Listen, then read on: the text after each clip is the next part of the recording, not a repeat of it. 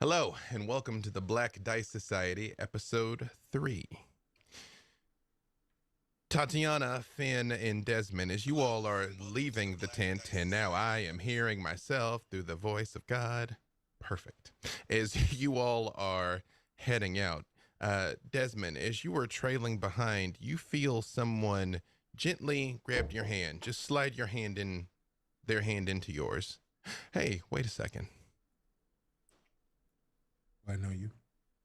As you turn around, it is Rose, the same woman that approached you mere moments ago as you were watching the vampires trapeze routine. She's got light brown skin, curly hair that goes out freely in all directions, and incredibly piercing green eyes in a warm and enticing smile. Well, I'm Rose. We did just meet. I remember you. Good. I was hoping I wasn't going to be quite so forgettable. Where are you off to in such a hurry? I've got some friends to catch up with. I mean, as far as I can tell, you just met at least one of those people. We just met. I want to be friends. Well, that's nice of you, but I think as of right now, I'm not in a real rush to make more friends. But I can make an acquaintance. It's a pleasure to meet you, Rose. I'll take an acquaintance.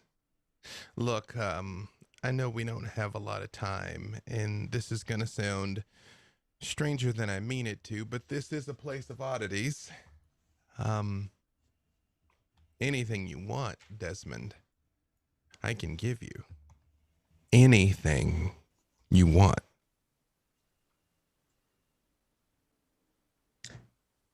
It's very interesting, but what would you want for the thing that I would want? I exist to spread joy and happiness.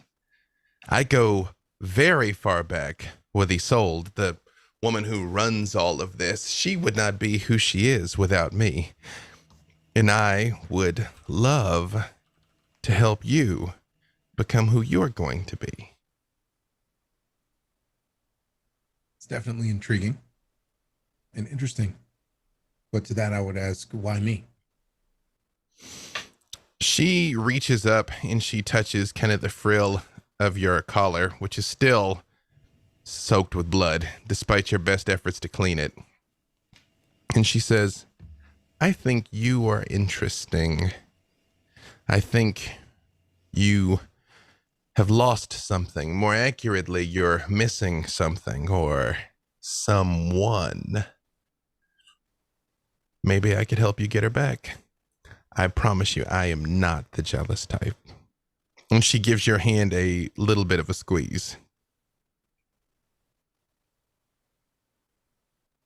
He just got like very concerned. Because yeah, this is a place of oddities, but there's no way she would have that information because he's said maybe two sentences to people really since we got here. So he's just a little on edge, just interesting. How might I ask, would you even remotely know about the something or someone that I might be missing?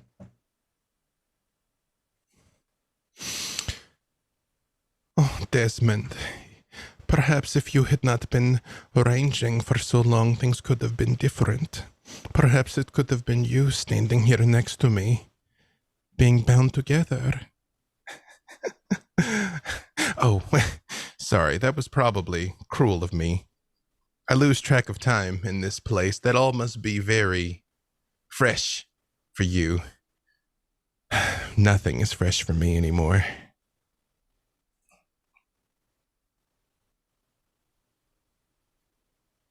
I see. He just kind of withdraws a bit because he already doesn't like it here. And just seeing all of this, being like noticing that he's on his guard and the place keeps bringing his guard down, and then seeing her just go into the voice her voice, he just he won't show it, but he definitely just like shut down a little bit. It's like, okay. Oh, have I angered you? If if you suspect me of treachery, she pushes her hair out of the way slightly and shows you her neck. Kill me if you like. Fang, claw, tear my throat out. I won't fight you. And you know of the claws. Who doesn't know of the claws? And you realize, even though you pull back, she didn't let go of your hand. And she just turns it over and looks at your hand for a moment and then very slowly releases it. And she says, do you know where you are? Do you know what this is? I really don't. I have an idea, but that idea is cloudy in my mind. So please enlighten me. Cloudy is not a bad definition. It's as good as any here in the lands of the mists. This place, this carnival, is a bubble in a sea. On all sides, you are surrounded by lands and domains beyond your comprehension. Some vast and wonderful, some terrible and claustrophobic. Some, lucky few, can safely traverse those boundaries. One of your new friends has been blessed in such a way. If you know what you are looking for, you can find anything. The only thing you need to know right now, Desmond, is that what you think you have lost is not permanently lost to you. You've simply been scattered, is a more accurate way of describing it. How is this scattered? How does that even remotely make sense? I don't even know how I got here. Unfortunately, I could tell you absolutely everything right now, but it would sound like the height of madness, and you would not believe me. Soon, the testimony of your own eyes will prove to you the truth of my words, and when the time is right, you can ask me to help you. I promise you I'll answer. Just call out my name. I won't be far away. I don't think you still have really and truly answered my original question, though. What do you want? You said all you wanted was my happiness, or something to the like it, or my joy, or something to the like. I'm still a little flustered and just confused a bit, but you still haven't really said what you would want. And I feel like that's kind of important when it comes to I've seen here bargains. Desmond, she steps forward, and unless you pull away from her, she just kind of puts her hands and runs them down your chest. And she just kind of idly runs her finger over one of your more prominent scars. You've spent so long leading multiple lives. Dutiful husband, brave ranger, fearsome warrior, jilted lover. Perhaps in this place you will find what you really are. That's all I want for you. That's all I want for anyone, really.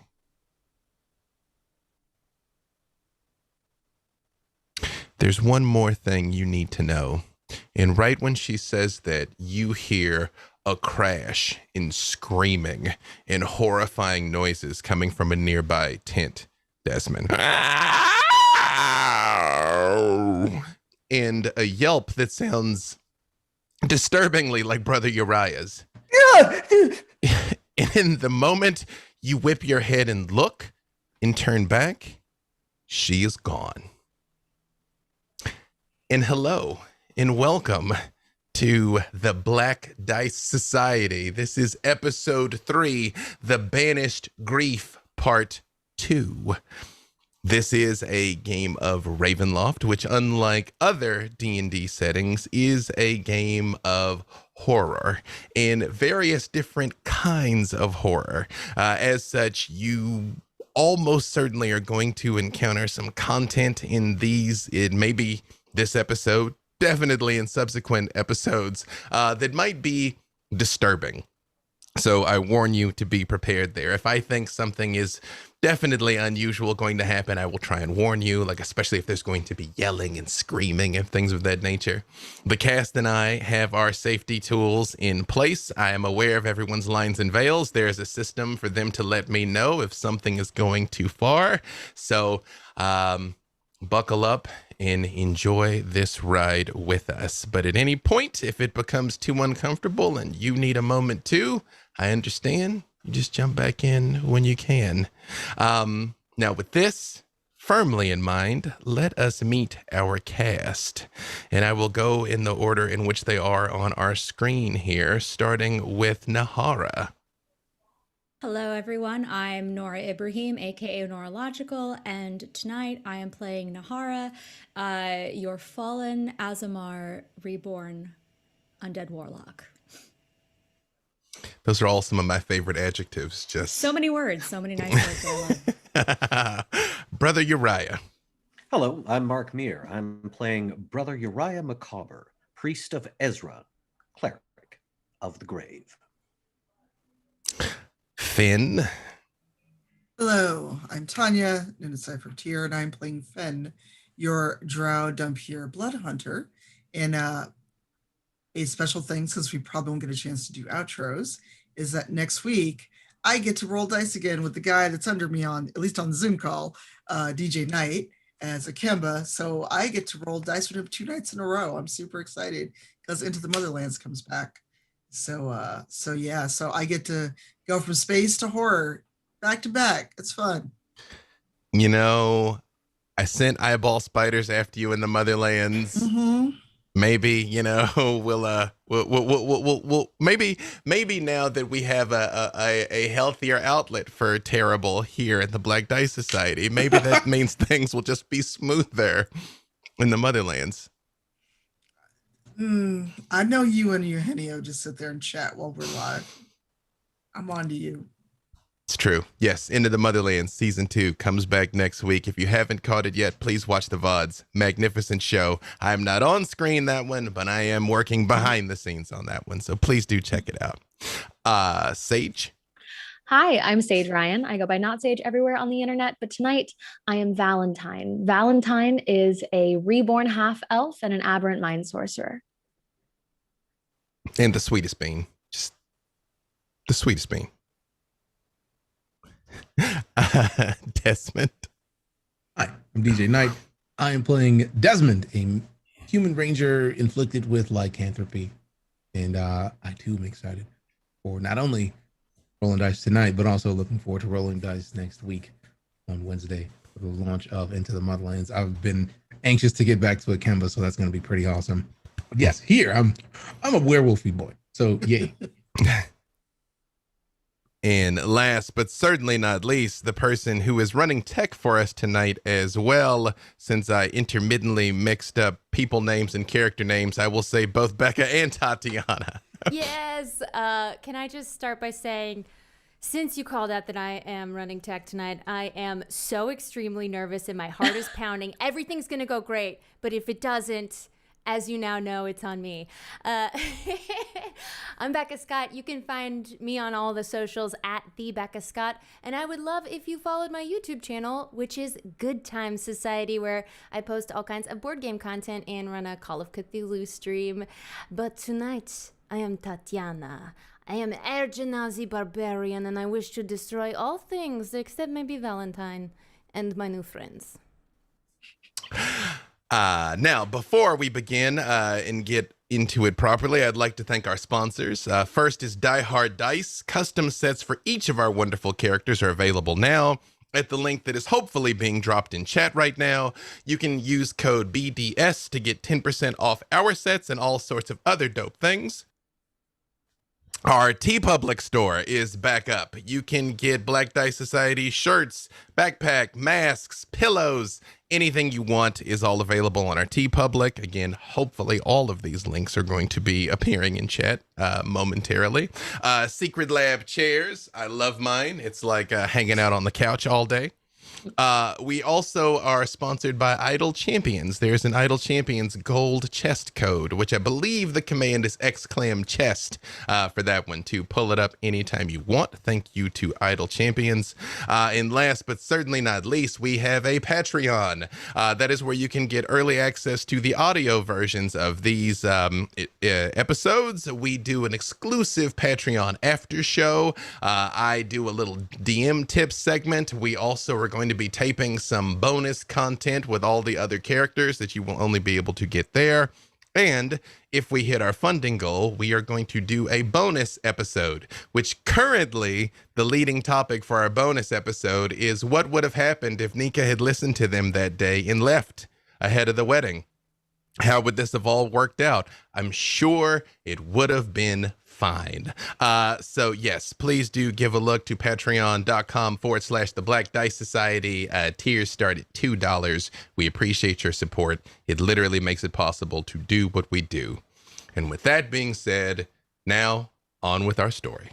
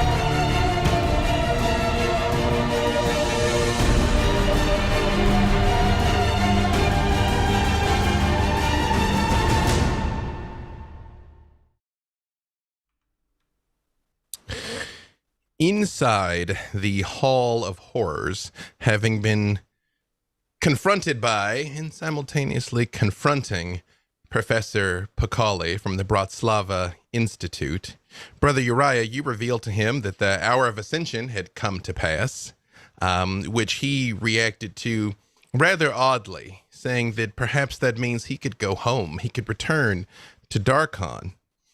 Nahara, you got a sense, a voice from beyond you, simply telling you that he did it. He's guilty. And Valentine, you reached out to speak to the man, where he confided in you that science requires sacrifice, that there is no advancement without risk, and that, yes, sure, perhaps it had cost some lives, but it had been worth it. And you all sort of arrived at the unsettling conclusion that the various creatures here in this strange menagerie, these oddly misshapen, clawed, toothy things, Professor Pakali's pickled punks, that exist in various states, from floating in jars of embalming fluid to still very much being alive in sad, decrepit, rusty cages with dirty straw on the bottom, are not specimens that he'd acquired in the mist, but they seem to have been something that has come out of him somehow through some process by which he purges his negative emotions.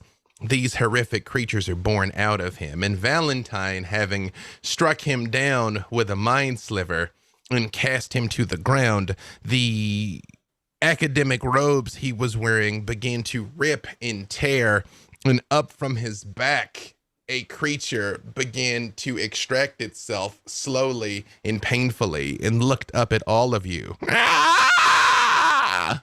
I need the three of you to please roll initiative. Okay. We're doing this. I think I was distracted by how disgusting that is, because that's a 2. I got a 14. I will be retrieving my physical dice. Yes. Yes. If you would put that in our chat here. That is a 2 for Valentine. That was how much for Nahara? 14 for me. 14. Brother Uriah? Brother Uriah rolled an 8. He vomits in his mouth and is fighting vaguely to try to not let it escape. Excellent. Well, I have good news and I have bad news. The good news is the professor and the pickled punks roll the exact same number. The bad news is it is still faster than most of you. However, Nahara, you are first, seeing this scene unfold before you. Okay. I'm going to, you see my eyes just cloud over in inky black, and I transform using my form of dread, and you see that my wings become this spectral, skeletal wing set instead of feathers, and I just look very ghostly pale. And I'm going to, so that was my bonus action, and I'm gonna Eldritch Blast something. So there's the one of the creatures you said, and then the So professor. as of now, there is the one creature that is coming out of his back, and there is the professor. However, you hear the noise around these other cages, and the other creatures is definitely starting to increase. They are getting agitated and shaking the cages. Lovely. That checks out. Okay. All right. That's fine. I will go with what I said, and I will attack the creature that is on his back with an Eldritch Blast. Perfect. Go ahead and roll it. All right. So that is 17 to hit, That is enough. and it will take 7 points of damage.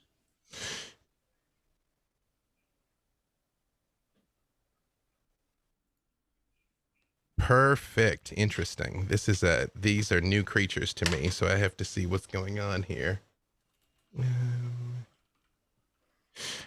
Oh, I'm sorry. And then because I had activated Form of Dread, it also has to make a Wisdom saving throw. Or what? Well, what number does it need to beat? 13. It so happens I have a 17 on the die. It's not a terribly wise creature, but it is going to beat that. All right. That's fine. It's okay.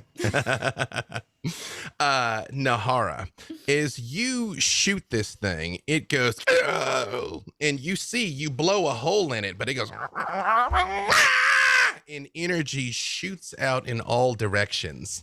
Brother Uriah, Valentine, and Nahara, give me Constitution saves. Oh, gross. Why?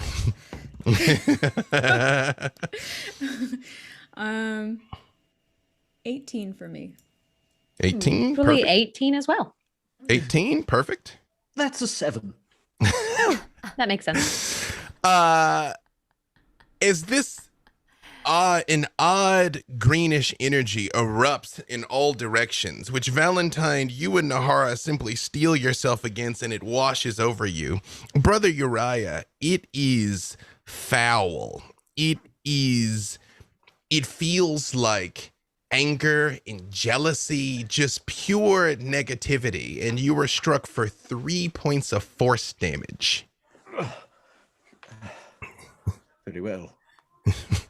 Oh wait, that's quite a blow. That's quite an egregious blow, actually. At this level, it is a lot. It is a lot, Brother Uriah. Yes, I'm suddenly reminded of that. Yes. Level 1 is rough.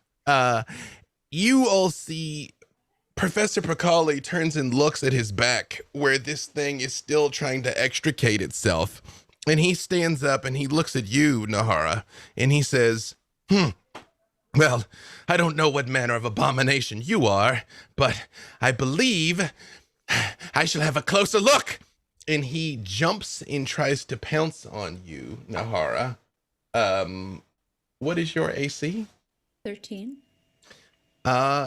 He succeeds, Nahara.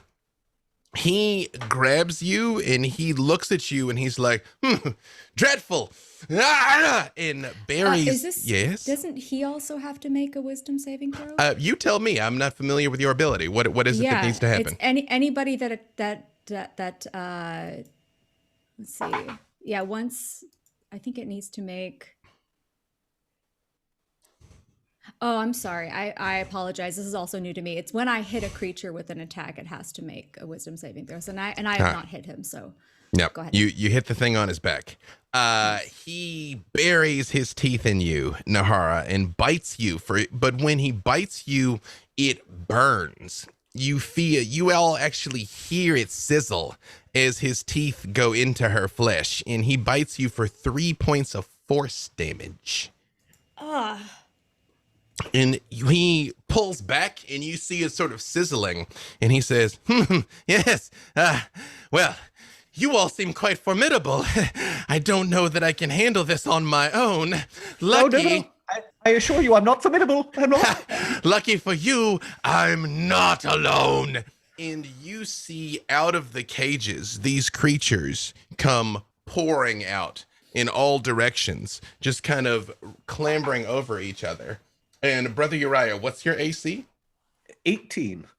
They swarm all over you, biting and clanging, but your armor seems to be holding, but you hear the chain link, ting, ting, ting, ting, ting. It still pinches as well. However, it is your turn, Brother Uriah. You are currently unharmed, but these things are all over you. Very well. I shall have no choice then. I must call down the sacred flame of Ezra, and since the professor seems to be the source of these things, perhaps dealing with him is best. He must make a dexterity 13, difficulty 13 dexterity save. He does not make it. He is not terribly dexterous. Very well. Well, he'll take a staggering 1 point of damage.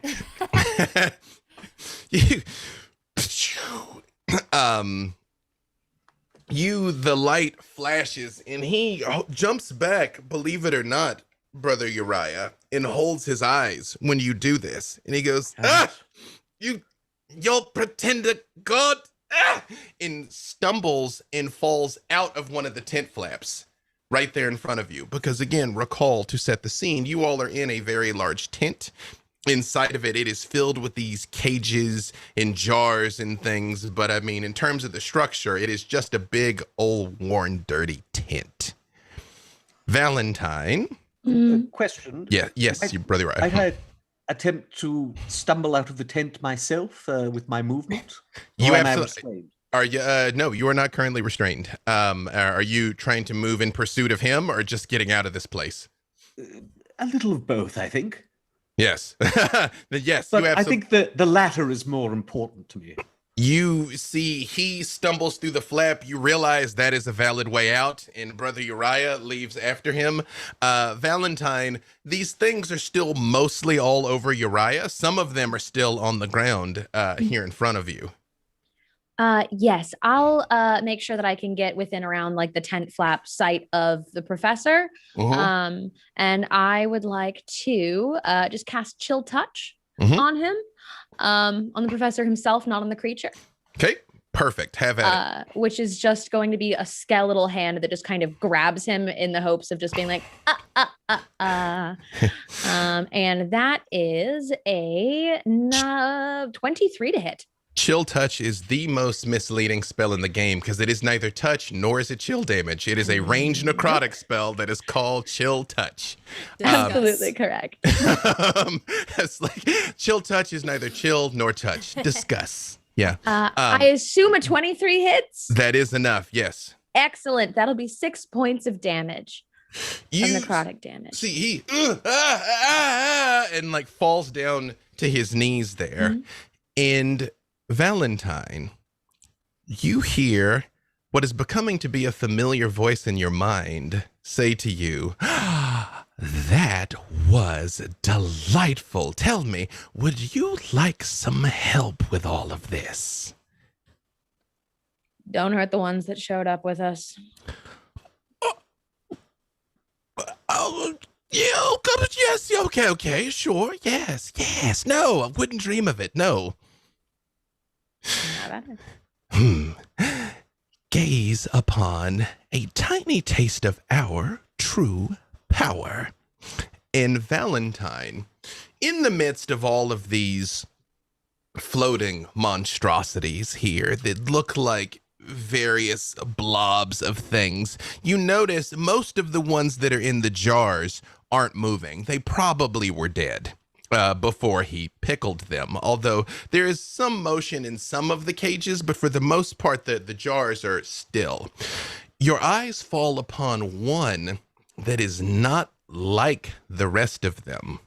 It does not have one of these twisted creatures inside of it. It has what looks like a brain, an actual human brain, or some manner of sentient at least, floating in it. And it begins to hum for a second, and you hear, and a shockwave goes out and goes through all of the pickled punks that are still there on the ground, and they and they fall to the ground and just start undulating. I'd like to, if I can, use my movement just to get over to where that jar is and see if I can get a closer look at it. As you move over, it looks just like that. In fact, here momentarily, I will provide you with an exact picture of what it looks like. But at least to a casual observer, it looks like a brain floating in a jar. Oh, God. All right. I'm disgusted, but I will pick it up. As you go to pick that up, meanwhile, back outside, Finn, Tatiana, and it takes you a second to realize Desmond isn't there until he comes running up after you. You all see this man come stumbling out of the tent. His coat is ripped open and there's like a creature on his back. Moments later, you see Brother Uriah also coming outward, stumbling like he's injured, but his shield is up and his weapon is in his hand. And in front of them all, you all see a woman standing there, a woman that you instantly recognize, Finn. She is very tall. She's over 7 feet long. 7 feet tall, with almost impossibly long elven ears that point out. She's got thick, dark, kinky hair and brown skin, and she's dressed like a worker, like somebody here at the carnival. Cargo boots, almost just a tank top that is a little bit dirty. But she is holding a red longsword that crackles with energy. You, Finn, immediately recognize Isolde, the leader of the camp. Brother Uriah, she looks at you and she says, "Fair traveler, do you require assistance with this?" And points the sword at him. I believe the situation has been resolved. The various pickled punks that were clinging to him have all fallen to the ground, yes? Not the ones that were on you, because she said don't hurt you. Oh. So there still are things clawing. Yes, I do quite desperately need assistance. If you would, madam. Thank you. When Professor Pacali, sees her at the exact same time, and he says, "You have no more control over me, Isolde. You and your ragged band of misfits here. I'm leaving. I'm going home." Nahara and Valentine, you all see she turns her head, still pointing the sword at him, and looks at the two of you very calmly and says, "Has he harmed you?" Yes. Not only has he harmed us, but he is guilty. And I point my finger directly at him. When you say he's guilty, you see the look on her face changes completely. And she says, "Then the guilty must suffer." And she holds her hand up and just makes a fist, and you see he flops down to the ground. Like, yes, Valentine. Oh no, I'm just holding up a brain in front of her. like a glass of brandy. Yes, I'm just holding this squishy brain. And I'm just going to since I was on the edge of the tent, I'm just going to peek out and start yelling for Tatiana. Tatiana, you do hear her call your name. I am in awe of this situation. I would like to fight everything, and why have my friends not asked for me as soon as fighting began? We Valentine. were kind of in the middle, to be honest, but Yes, that is when you call me. Middle of battle, beginning of battle, not end of battle. I offer Tatiana the brain. Tatiana, as you see as she's handing this thing out to you, you all see Isolde walks over to him, and she just puts her foot in the middle of his back. And she says, "Professor Pacali, I pronounce you guilty." And he looks back and he says, "No, I'm so close. Darkhan will rise again. And she lops his head clean off his shoulders. I like her. In the moment she does this, the remaining pickled punks do and begin falling to the ground, just letting go of you all around you. Isn't it beautiful? I just want to punch one of the dying pickle punks off of Uriah's back and make it go flying. Yeah, just punching, squishing a couple of them. And you see she stands there for a moment and she just says, "Justice is served. I apologize that you were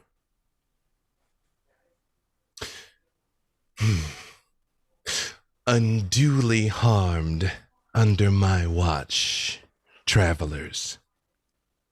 Thank you. I think I'm the only one who was actually physically harmed, but thank you so much. Thank you, Tatiana. Thank you. His pleasure. She walks up and she looks at you and she just says, "You will have time to rest now. No more harm will befall you while you are under my protection." And I kind of turn my head towards Brother Uriah, but in a low whisper just to him, I'm like, "I'm actually quite harmed." Are you injured? Yes, I'll very need much so. I'll need to rest, meditate, and I should be able to cure you and myself, I suppose. Oh, thank She you. looks at the two of you and now Tatiana and Finn and Desmond that are arriving, and you see she looks down at the sword that just has a little bit of Professor Pacali's blood on it, and she wipes it on his back and puts it back behind her, and she goes, "Finn, would you walk with me, please?" Of course. And turns on her heels and walks away, leaving the body in the head right there. Finn has very nice friend. Yes, she was most helpful and swift in administering justice. Yes. I just will slowly go over to the head, kneel down, take out like one talon fingernail, poke his eyeball, and she's like, and walk away. Yeah. It doesn't flinch or anything. He's very dead. And whatever this was that was coming out of his back is like given up and just like slumped over him. And now that you can see his body up close, there are a lot of odd like pit marks where like chunks of him have come out and healed, where you can see these creatures have essentially grown off of him like buds over time and fallen off. What manner of man was he? Brother Uriah will attempt a medicine roll. Roll it for me. Brother Uriah. Oh, well, first give me that roll, and then I'm going to tell you something else here. 16 on the medicine roll. You have never seen whatever it is he was doing. He is not afflicted by any sort of illness. As far as you can tell, he was performing some sort of mystical experiments on himself. Horrific. Brother Uriah will reach over and close the eyes of the severed head so it stops looking at him. You also give me a religion check, Brother Uriah.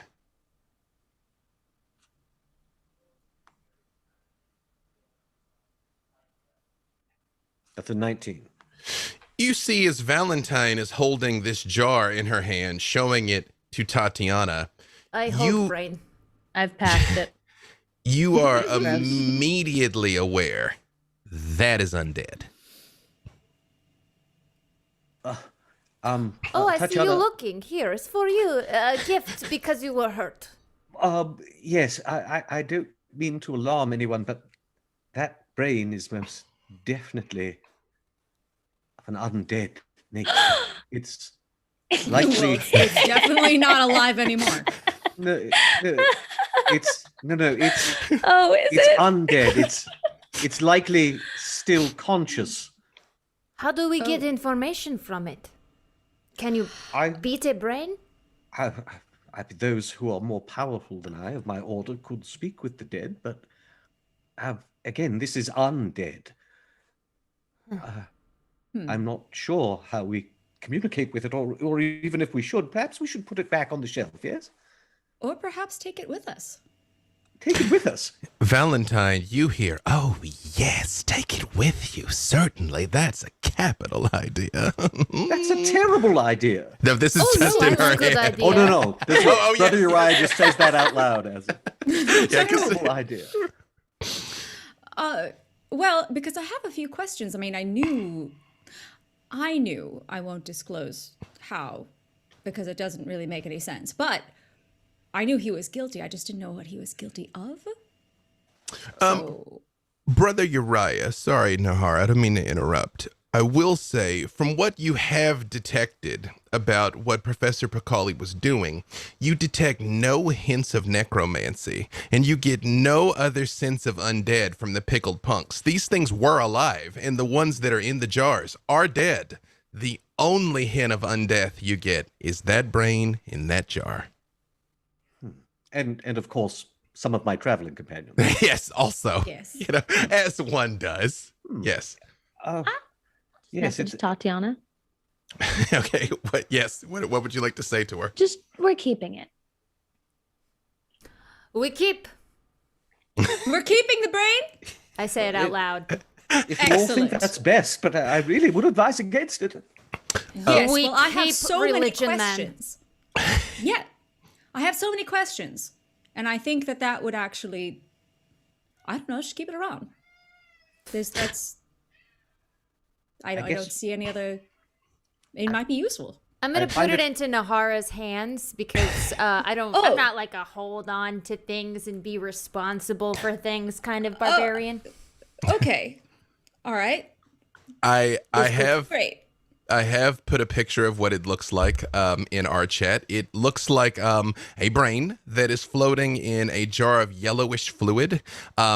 The jar is slightly ornate. It's got like a green lid and with it's got some carvings on it that maybe are vaguely draconic or like waves. It's difficult to say. And then it does have a base that's got like 3 clawed feet that come out from it. So when you put it down, the jar doesn't actually touch the ground. It sits on these 3 sort of clawed feet on the jar. The brain itself, though, is just a brain. It's not like a creature like an intellect devourer, where it's a brain with arms and legs. Like it's a brain in a jar. I just rotate the jar in my hands just slightly and inspecting it, and then just kind of give it a little shake. Desmond, give me Arcana, Nahara. Okay.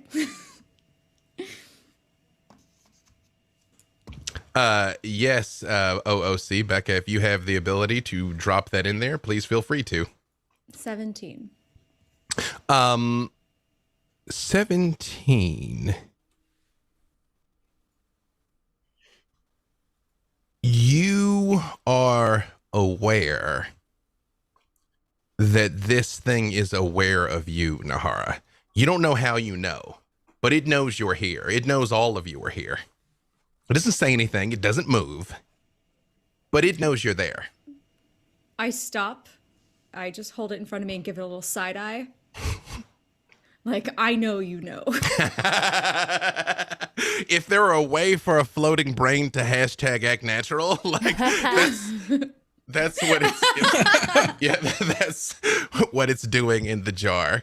Desmond, Perhaps there will be answers after all. Desmond, you've witnessed this entire sequence of events, the summary execution of Professor Pacali, the debate of the brain in the jar. What is Desmond doing during all of this? Desmond was watching the execution, and he's just confused now. And he just kind of looks at Nahar and is just, where did the brain come from? Oh, it was this shady professor, but now we have a pet, it seems. So we have a pet brain? I don't know if pet is the best. We have a potential threat that we've decided to bring with us for some reason. But he's a little. I made every friend I've ever had. Oh, did you just see, like brother, give you're the side eye to the brain? yes. You see, I have to step back a little bit. You see, Brother Uriah is a little upset at the fact that this brain seems to be undead. And I was giving a little side eye because I am aware that it is looking at me. With I can't what eyes? explain how. I don't know, but it knows that I'm here and holding the thing in the jar. Is it looking at me too? You know it's aware of all of Probably. it's aware of all of you. of all of us, I think we're getting some very strong signals that this is not necessarily a good keepsake of this particular adventure. Oh no, it's probably terrible, but it might give us some answers. Tatiana cracks her knuckles and tries to intimidate it with her glare. And I just hold it up like excitedly in front of her to be like, yes, Yes, Valentine, were you give gonna it say a something? shot. Can I message it? Oh, you absolutely can. What would you like to say? I would like to just message into the brain and go, anyone home? Valentine, when you message it, you receive a picture in response. You see a mountain, massive beyond all words, that looms in all directions and as far as you can perceive in the sky, up into storm clouds. And there is a soundless pulse that thrums for it, that you more feel than hear. And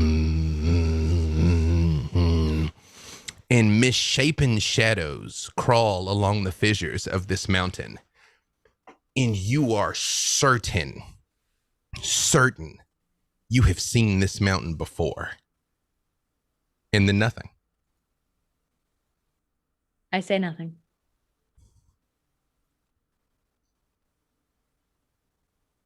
You can roll your intimidate if you like, Tatiana. Very much would like. Yes, we will intimidate. Mm-hmm. And it is not good. 10. The brain continues floating, but you're pretty sure you got it. Like like, no, it's very afraid. Yeah. I did my work. I mean, it's not going anywhere.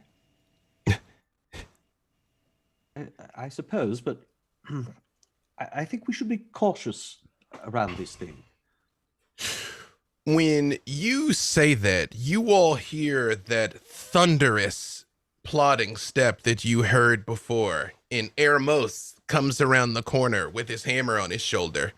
And he's like, "Hey now, the boss lady said set you up with a place to be resting, said you all worn out and stringy, no." And he like pokes you, Brother Uriah. He's like, "You do look a bit worn and frail, I think." Yes. I'm in a bit of pain, actually. Oh, yeah. Apologies here. We're doing all the littering. And he reaches down and just picks up Professor Pacali's body and head like it's nothing. And he's like, "Yeah, follow me then. I show you a place. You get a bite to eat and some sleep if you want, huh?" We still have a test of strength, you and I. Is that not true? I just thought maybe you got to be resting first. I didn't want to take advantage of you in your depleted state. It is not a problem for me, but perhaps you are right. Rest first. But then, strongman challenge. Yes, yes, I promise. We used the good ammo for you. We knew none of the funny business, huh? Yes, it's good. And he does lead you all to a large, fairly well-appointed tent. And by fairly well-appointed, I mean not absolutely decrepit. It is clear this is old carny furniture. You all are probably the 500th people to lay your head down here, but it is clean. And there are places for you all to rest. There are some trays that are set out with just bread and hard cheese. Nothing special. There's a couple of flagons of ale, though, Desmond, set up as well. And you get the distinct impression they've laid it out for you the best that they can. You know, like this is as much as red as the red carpet gets at the carnival. Thank you so much. You're very kind. Thank you. Well, I try to look out for the little people, and that's the thing, man. Yes, all little people. And he gives you that slap again. That kind of. Yeah. Meanwhile, Finn. As Isolde is sort of just like walked away, as you see them all looking at this brain in a jar in wonder, she just says,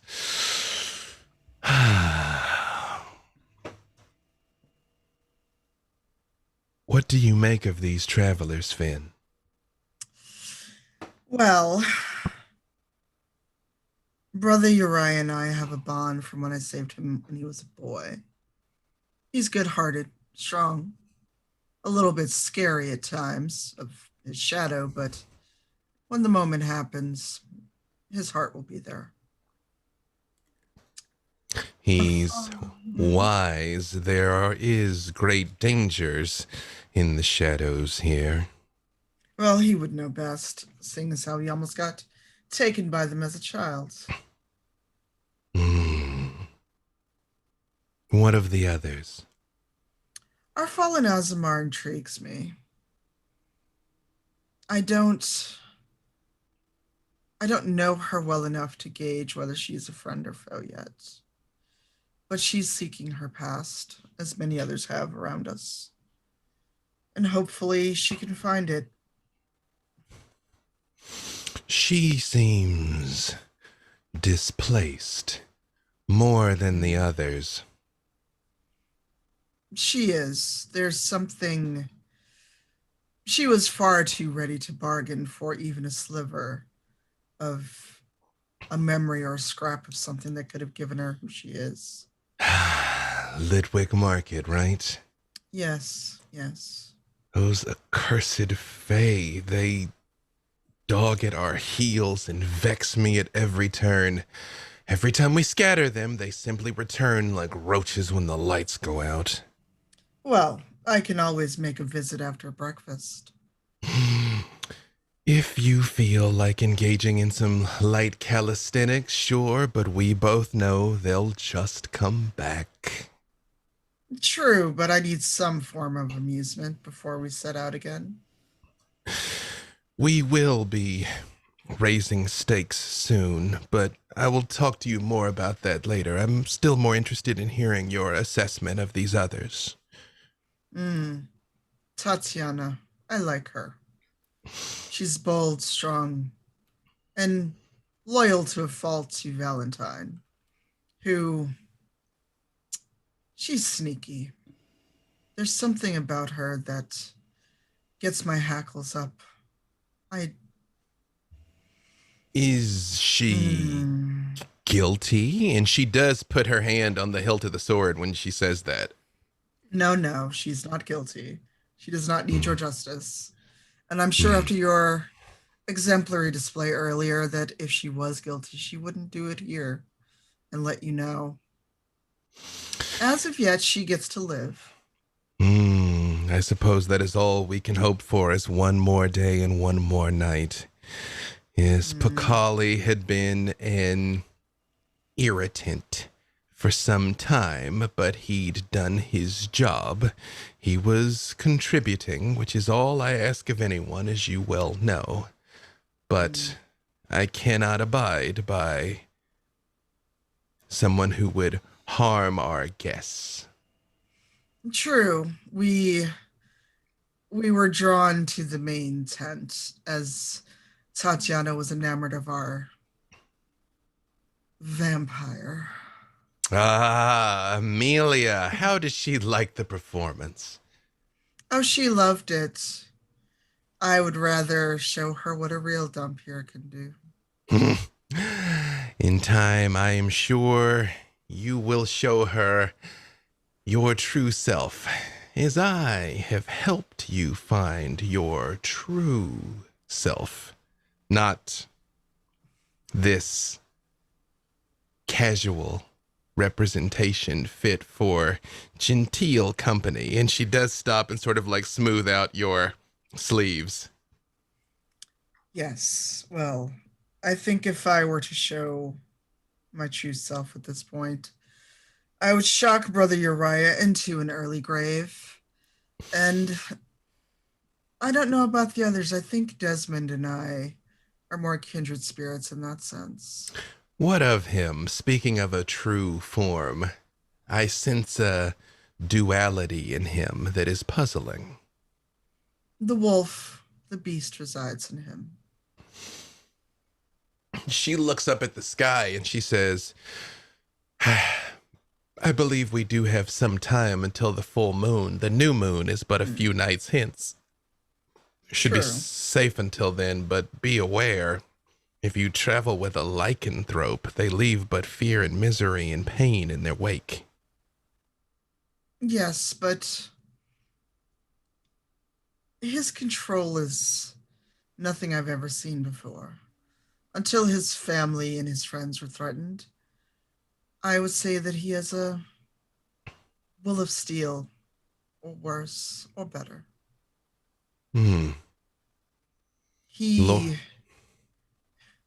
Of our companions, aside from our easily frightened human friend, Desmond, I think, is closest to one I can count on in a fight. She stops and she just sits down on a bale of hay because she's almost 2 feet taller than you.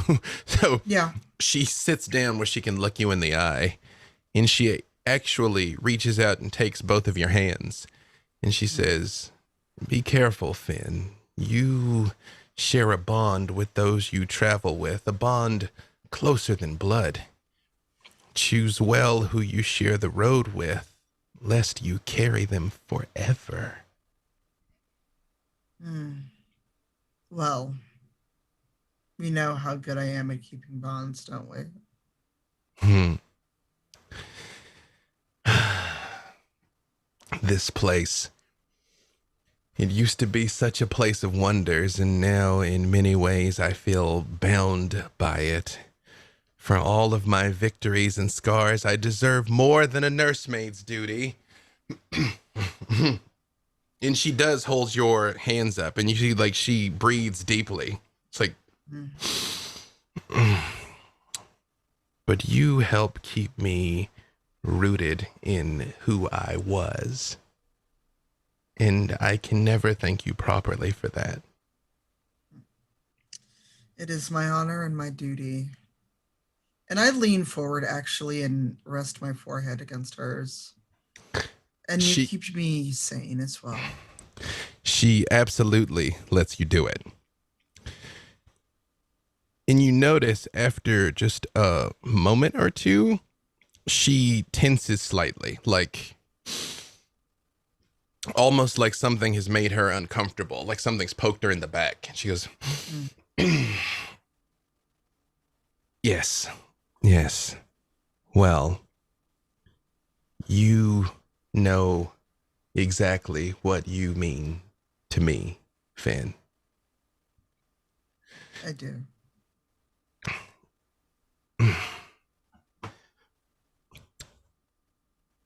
Finn, one thing you do know about her, especially given the depth of your relationship, is she has a significant temper that she works very hard to restrain. In fact, part of the reason why she spends so much time alone is not to snap at people. She's like,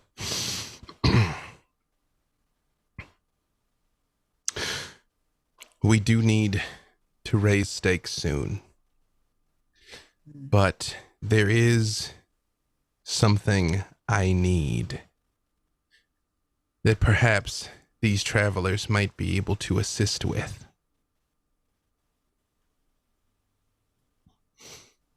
I'm sure after you provide hospitality and after making sure that they did not fall to Professor Picali, that they'll be a bit grateful to you.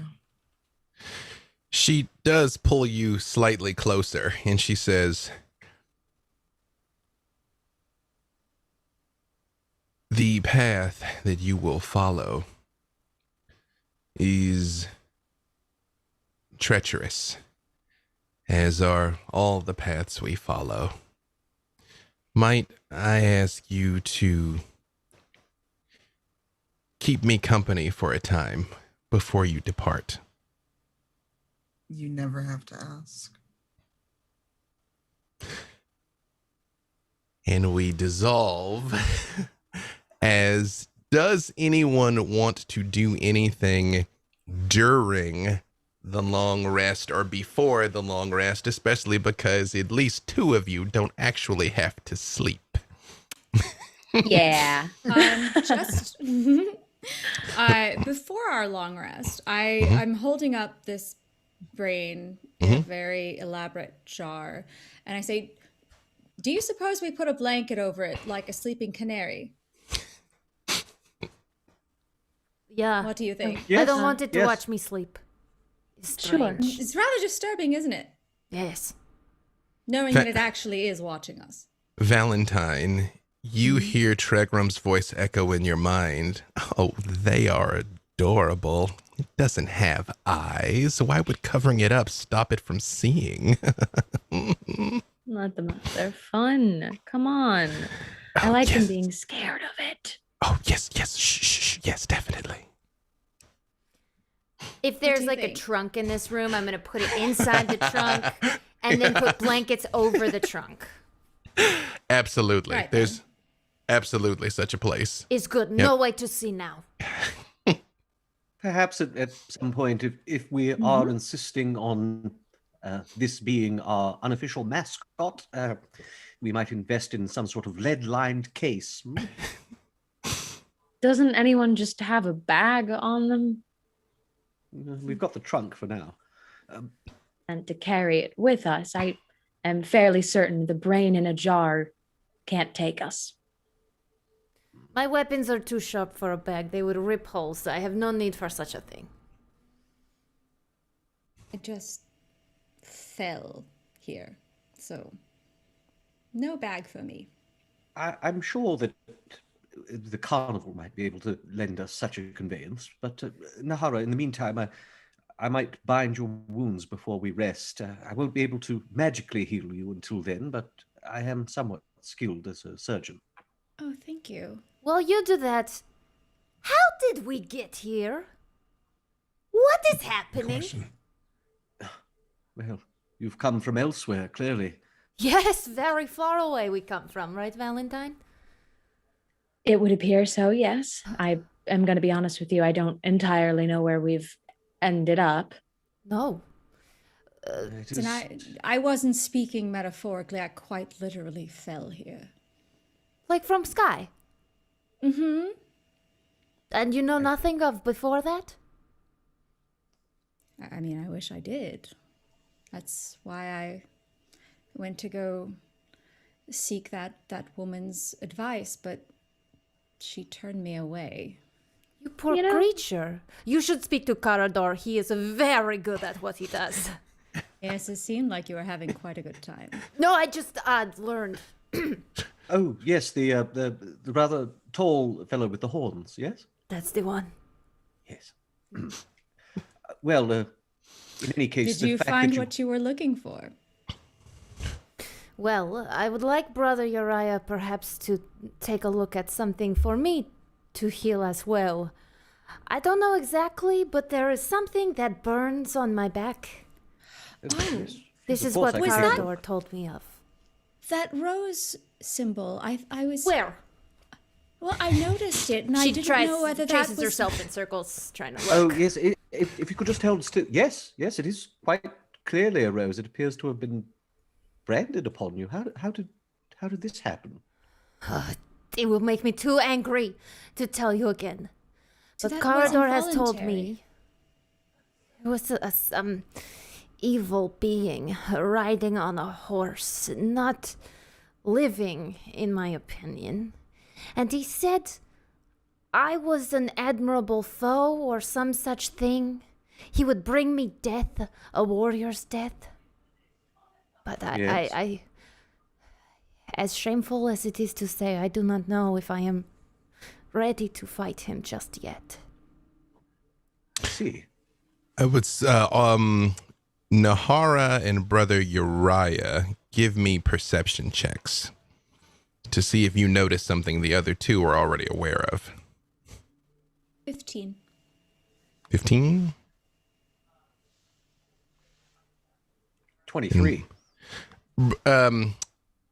Brother Uriah, both of you notice that at the mention of this man who was dead, Desmond's face like visibly darkens. Like while she's talking about what happened to her, he clearly looks like it's bothering him too. Desmond, are you all right? Not particularly. This dead man I attempted to fight. You know him? The man on the horse? Yes. No. But I do know that he showed up the evening that my new sister-in-law apparently had her heart ripped out. Yes. And that fight was the last thing I remember before we got here. Tatiana goes to the wall and just starts punching it. And you hear an owl from outside as you punch the tent and punch Fen. Ah! I did not know. Yes, I'm sorry. Fen comes in and she's changed clothes. She's clearly had a bath. Why are you punching the walls, Tatiana? You don't understand. Nika is dead. Wasn't I there? I know that she's dead. You weren't there. You were in our dream, but you were not at Desmond's brother's wedding. Nika's. Wait, the this dream. man on the horse, he's the one that drove you all here? No, we fought him. We have many questions. Oh, Before. you're muted. I was gonna say, Finn, you did not see the man on the horse. This was when they were still in Faerun. Oh, I thought I saw it. No, the first moment you laid eyes on them is the mist closed in and they were standing there, and then zombies and skeletons. When we came to this land, he was no more.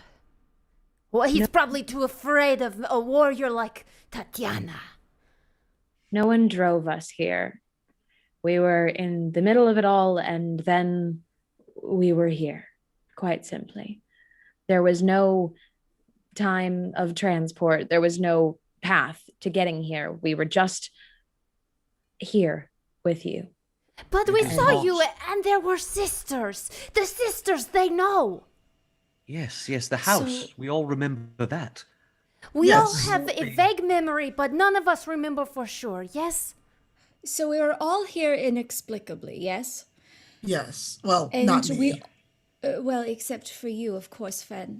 And I do thank you for your hospitality. But besides you, we've all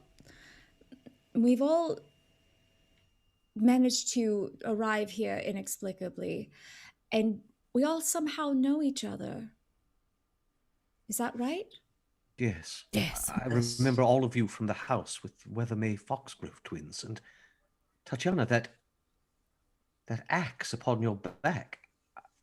It is my You axe. I found it. always have it. I need it. You found it in the dream. How did you remember actually fighting come by it? Well, now that you ask the question, I feel as though I have always had it. This is my axe. I need my axe, and my axe needs me. We do not separate. Tatiana, you found the axe in that house, didn't you? No, I didn't find it in a house. I found it beneath in a crypt. Whoa! I found it in a crypt. And you were going to attack us. I would never attack you. This makes me so angry to not understand. That was just a dream. Tatiana would never harm any of you unless you clearly deserved it. That's right. Can I use knowledge from a past life? Can I roll that to see if I remember anything from this dream? Muted. Yeah, you can give me. It's a D6. Oh yeah, no, I know. You can give me either perception or history. Which give me either just a straight wisdom roll or perception, which is almost certainly going to be higher, and you can add your D6 to it. My wisdom is higher. Okay. Okay. Whichever's higher. So I do a wisdom roll, and then I add a D6? Okay. Yeah. Roll D20, add your wisdom, add your D6. 21. As you were talking, correct me if I'm wrong, Nahara did not have the vision of the ghost army, correct? I believe that was Valentine and Tatiana. Oh, you did? I did. I think I did.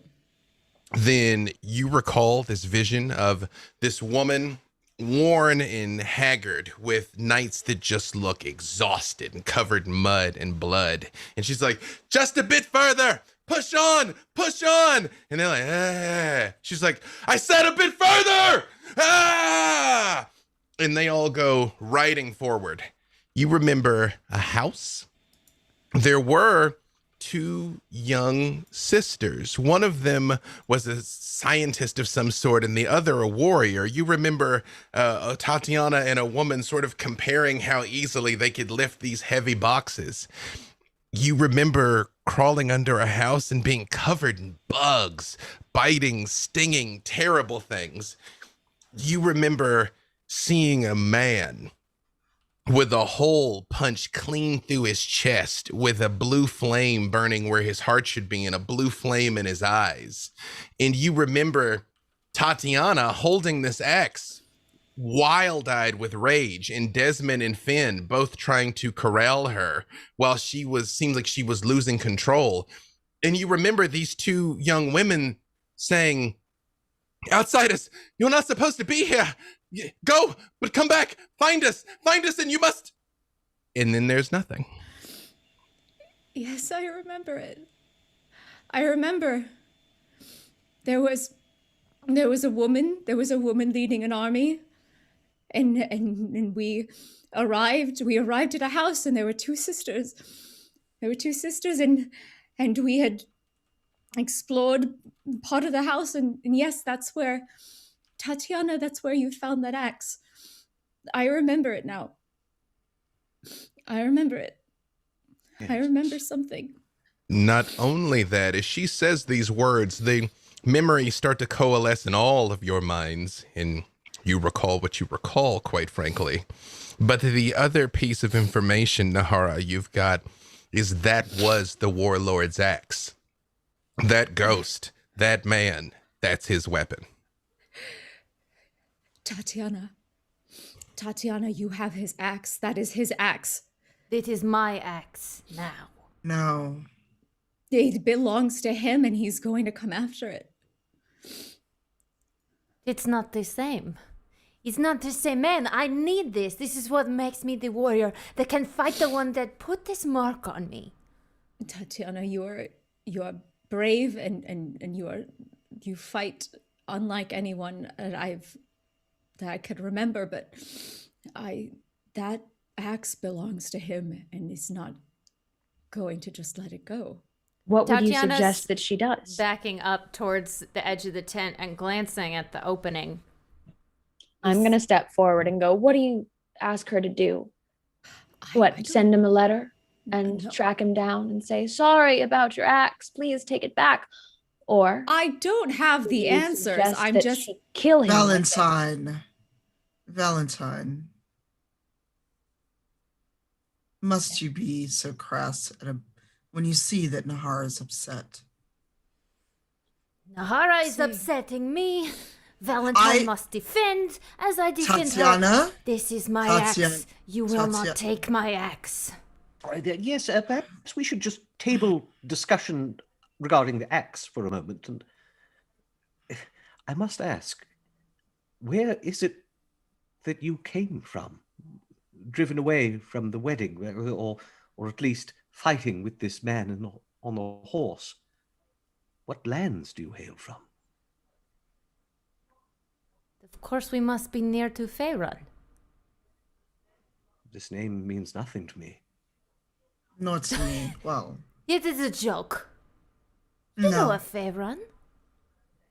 I'm afraid not, but your story is not uncommon. The mists often bring travelers against their will, spirit them away.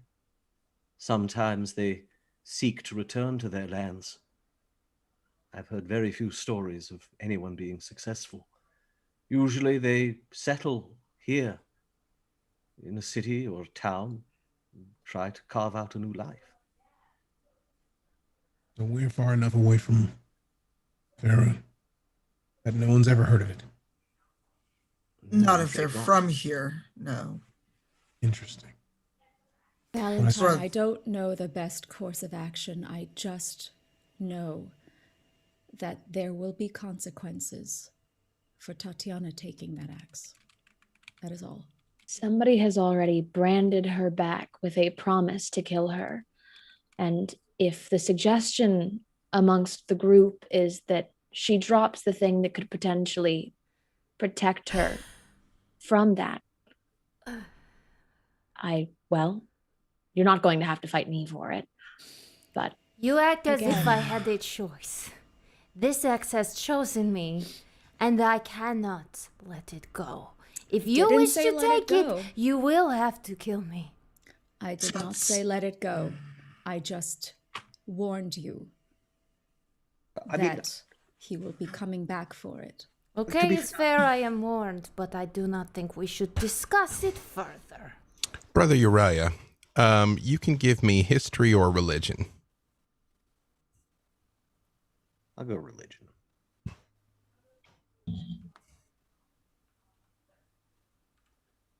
That's a 15. You've heard stories, nonsensical ramblings of people that have emerged from the mist in the past that have mentioned a place called Faerun, but you were always raised that it's a myth. There's Darkon. There's adjacent lands that aren't Darkon. And that's it. You don't know of a domain of Faerun outside of these fanciful yarns that you were told as a boy. These stories of Faerun, I've heard them before. I mean, as I recall, there was a very peculiar old fellow near Riverless who claimed to be from somewhere called Waterdeep. But We you know have of to it. understand, it's just stories. Well, perhaps your lands of mist were stories where we come from.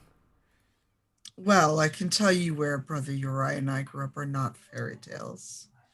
And I was simply trying to figure out the best course of action, Tatiana.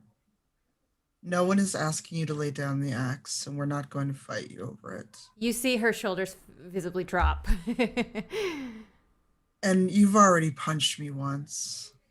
It was And remember, accident. you all are guests here. I live here.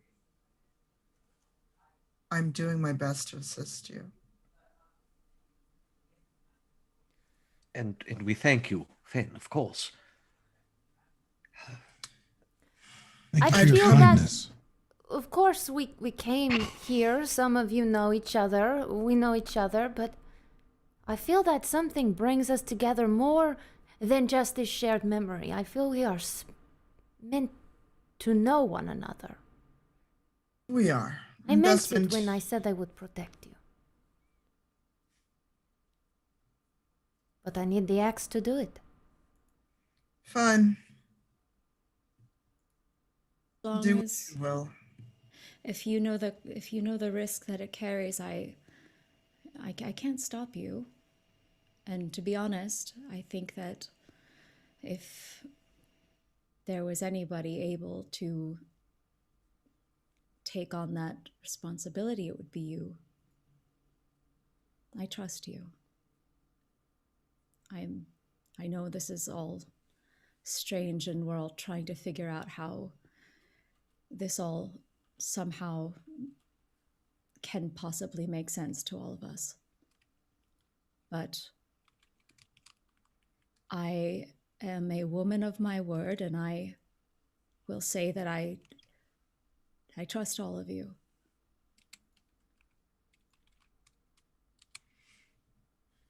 I shall say the same, though I suppose I have cause to not feel safest in this company. Why is You've that? all proven... Well, I did mention that I detected something odd coming from several of you.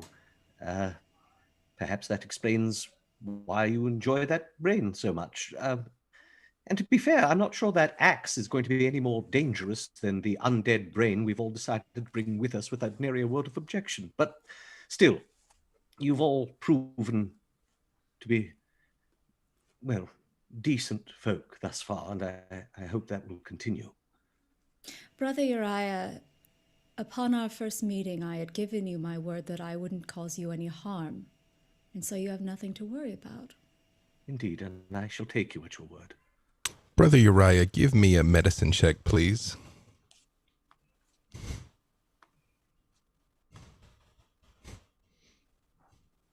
"12." It's difficult to explain, but as you're sort of tending to Nahara's wounds, you realize they're not really bleeding. Her flesh is damaged, and it's bleeding a tiny bit, but not like it should have been for the damage she sustained. Yes. Well, we'll all just resolve to trust each other, won't we? I think we're all we have at this point. Yes. From what I remember, our time together seemed like much longer than a dream. But what I do know is that we came together to ensure that we all survived, which Yeah. makes sense that we do the same here in a place where some of us know where we are, others are just learning that somehow. our homes, our lands, but fables. So I think it's important that I tell you.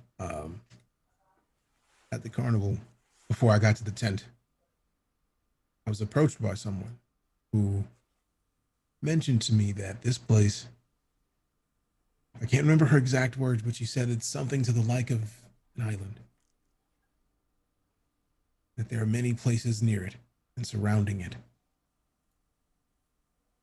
And if you know what you want to find, you can find it, but it's difficult.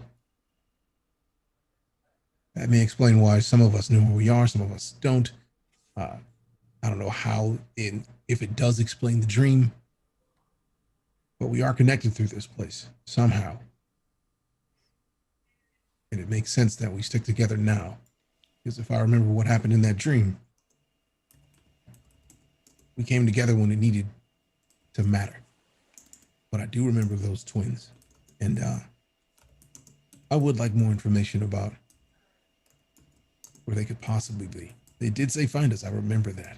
And I would love to get more information about everything about this place so I know what I'm getting into and what we're getting into. Religion Valentine. Man, you read their book. Yes, the Weathermay Foxgrove twins. They are actual people. They're quite renowned, actually, as monster hunters and explorers of the bizarre.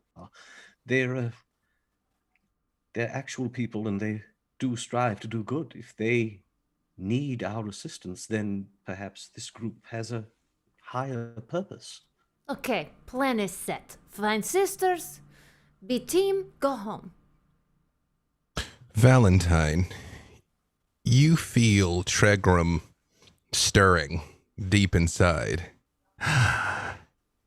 Desmond isn't telling you everything. Look at his face. She told him something else.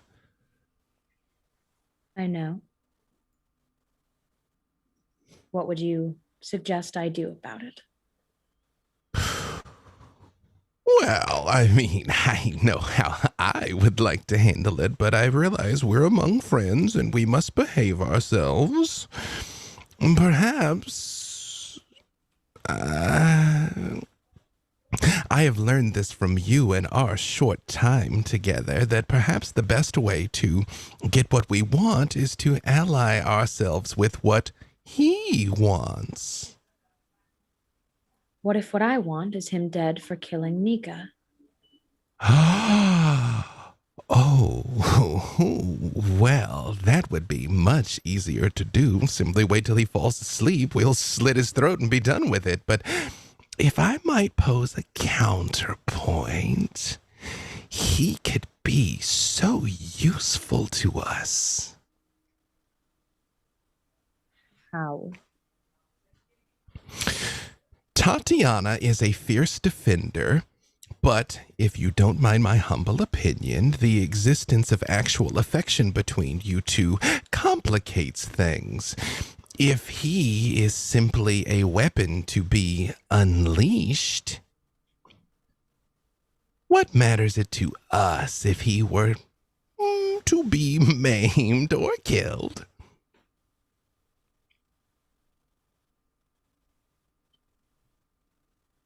And Valentine just kind of tries to like shake it off and refocus in on what other people are saying. There's even, I think, a line somewhere for Valentine for now. Tregram doesn't push. When you detach, they stop talking.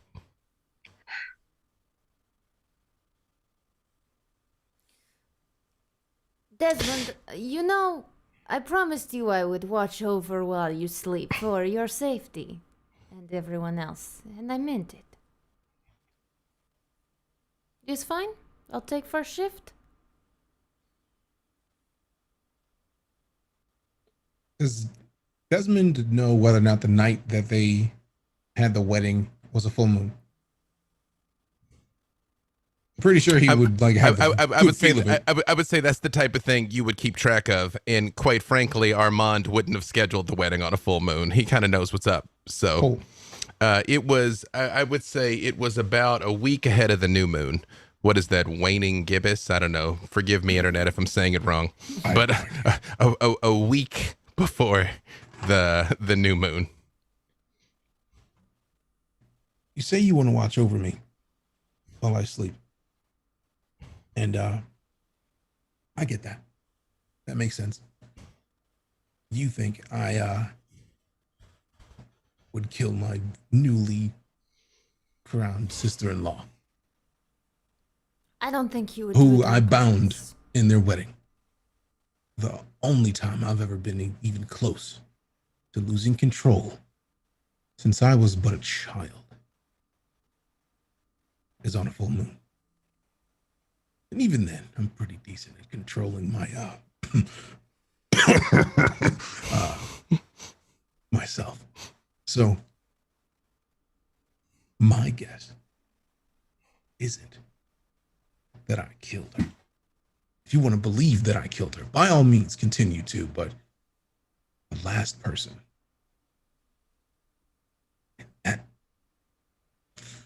my family home that I would kill, technically people, would be my brother and his new bride. No way. Ever. So, I can grab one of those flagons over there. I would love a drink. But if you want to watch over me while I sleep, go for it. Go right for it. I reach for the flagon as I go to stop him, and I stand an inch from his face. I do not think you killed my friend Nika that I also helped to bind in her vows. I do not think that is something that my friend Desmond would do. What I think is we don't know what strangeness has come upon us. We have crossed into a world that is different from our world. Perhaps the moons here are different. Perhaps the moons took control of something beyond my friend Desmond. And I only wish to take care of your safety as well as those around you. But if you do not wish me to watch your back, even from yourself, so be it. I never suggested that you not watch my back. In fact, I appreciate it. It's nice to have people that you know in a strange place that you don't know how you got there. But there's no chance that I would will. Not to mention the fact that when that happened, we were still in our lands. This place can be whatever apparently it wants to be, but we were at home. We were at lands that we know. And you know as much as everyone else in that entire manor that I loved her. You know, everybody knew. My brother knew. Of course I So knew. there's no way that I could have done that. But again, I'm gonna have a drink. Please, if you would like to watch over me, have at it. Right now, I just need a bath and a drink. And She laughs and she says, "Me too," and grabs a flagon to clink with. And then he it. just like cheers right at it. Let's drink and then yay. as you all eat and drink and baths are drawn for you, and in time you do find sleep, alternatively fitful. Brother Uriah, your meditation comes eventually, but sleep is evasive, but does finally arrive for everyone except two of you. Nahara, as you sit down to sleep, the same thing comes on you as always. Falling. Always falling. Running, screaming, being chased, and leaping and realizing that even this precipitous drop may not save you. And Valentine, for you, it is always a single white eye that floats staring at you. And just when you convince yourself that maybe it's some sort of strange moon or something of that nature, it slowly blinks, letting you know that it is watching you. And in the quiet stillness of the night, as both of you sort of open your eyes and look around, seeking some sort of momentary respite from this time when everybody else is resting that is anything but for the two of you, your eyes meet. Both of you are awake. I'm just going to stand up and I'm going to walk towards the exit of the tent. I'll look back and walk out as an invitation. I'll get up and I'll follow, trying not to make noise to disturb the others. Tatiana and Desmond are far into their cups. Finn is not around. It's actually not clear where she's sleeping tonight. And Brother Uriah is propped up with his back sort of against the tent, gripping his holy symbol, attempting to remain vigilant, but having dozed off. As you all come out, and the carnival is silent. There is the ambient creaking of woods, owls hooting.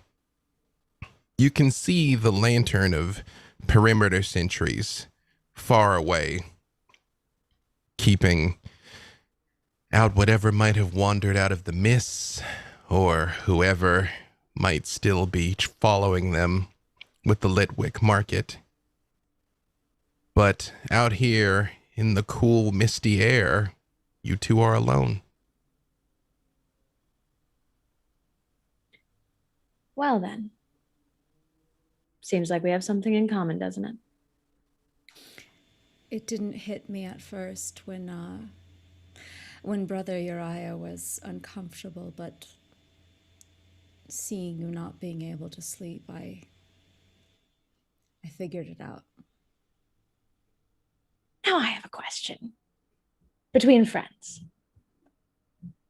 Are we friends? I feel like we got off on the wrong foot. Well, that wasn't my intention. No wrong foot here. Let's call it friends. Okay. What I'm wondering is, you speak a lot about trying to obtain some memories. You sob at the terrible nightmare of what happened. You beg a fortune teller to tell you of your past, and yet, when in battle, you suddenly remember you're some sort of psychopath, and I am so curious about the parts of you that remain. To be honest, I hadn't really thought of it, but in battle, I didn't feel like I was thinking. I was just reacting, if that makes sense. Your reaction was to giggle at a man's head rolling across the floor. It was funny, though, wasn't it? Yes, but I'm not generally revered as a kind friend. How are you revered? I don't know anything about you. Often and questionably. Do you have the same problems of memory? Do you remember how you got here? I don't think I have the same problems of memory as I remember the rest of, well, my life. But I don't remember getting here, no, nor does Tatiana. But you remember your life prior to this? Unfortunately. What happened to you? That would be a long story. Forgive me, I didn't mean to. I have so many questions over all of this, and I wasn't expecting to find somebody else like me. But somehow you're able to remember certain things that I'm not. And so forgive me for overstepping. It seems to me like we'll have many of these long nights to get familiar and catch up. You're very lucky that you have Tatiana with you.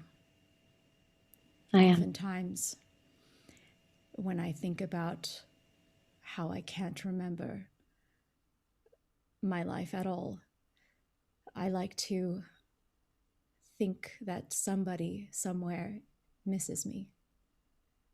But it's very nice that you have someone. It is. Definitely. But I can assure you, where Tatiana and I come from, no one is there wondering where we've gone. So maybe sometimes forgetting helps to start anew. Maybe.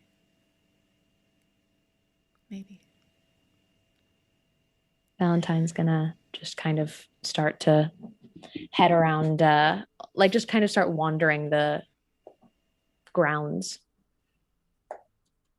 Good night. Good night.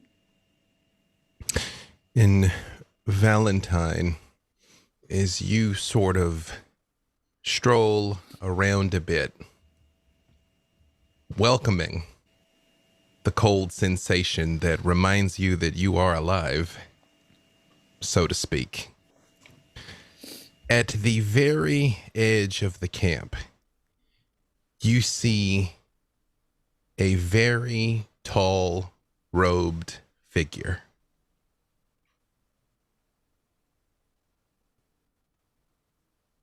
Does it have wings? It does not. I'll approach.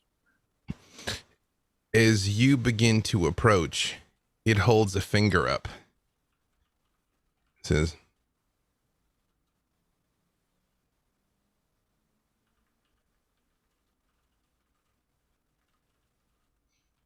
and you see, as the mist starts to clear, at the ground at its feet is a person laying on the ground. Does it look familiar? Could be anybody. It's not one of your companions. I'll get a little closer. Is for every step forward you take, it takes one step backwards, moving closer and closer towards the mist. I'll stop. And I'll try to message to the figure. Did the figure go away when the body appeared, or is the figure still there? The mist sort of cleared a little bit, like you saw the person, and then the mist cleared, and there was a body laying at their feet. I'd like to message the person and just go, "Can I help you?" I'm actually here to help you. Been hearing a lot of that lately. It's all true. Usually, I'm a big fan of the song and dance of lying and deception and boring flattery, but I'm a little tired in a way, and I would love to know just simply what the hell you want instead.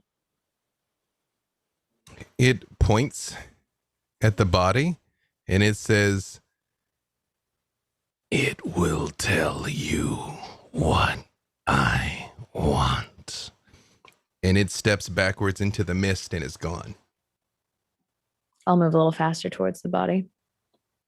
Give me a perception check. You can give it with advantage. A good thing. All right. That is and 17.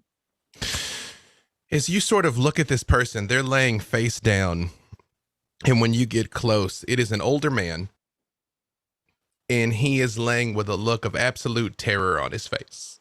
Like, but his face is frozen like that. And on the back of his head, in the midst of his dirty hair, as you sort of feel around, you feel 4 puncture wounds at the base of his skull. And it quickly becomes clear to you. Give me medicine, but also with advantage. Excellent. Medicine is definitely not my thing otherwise. Mm-hmm. That's a 16. It doesn't quite make sense to you. You understand it instinctively as much as you understand it logically. As you're looking at him, something has been taken from him, something biological, and it is not blood. Does it, by the way I'm feeling his head, is there a way to tell that there's probably not a brain in it? You being Disgusting. you, Valentine. Yeah. You do sort of probe these wounds slightly, Mm-hmm. and you feel his brain.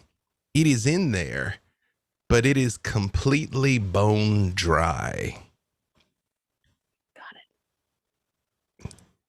And that is a good place for us to take a little break. But before we do, actually, I know you're quick on the draw, Producer Becca. One thing I want to mention is that we call out our top tier patrons here.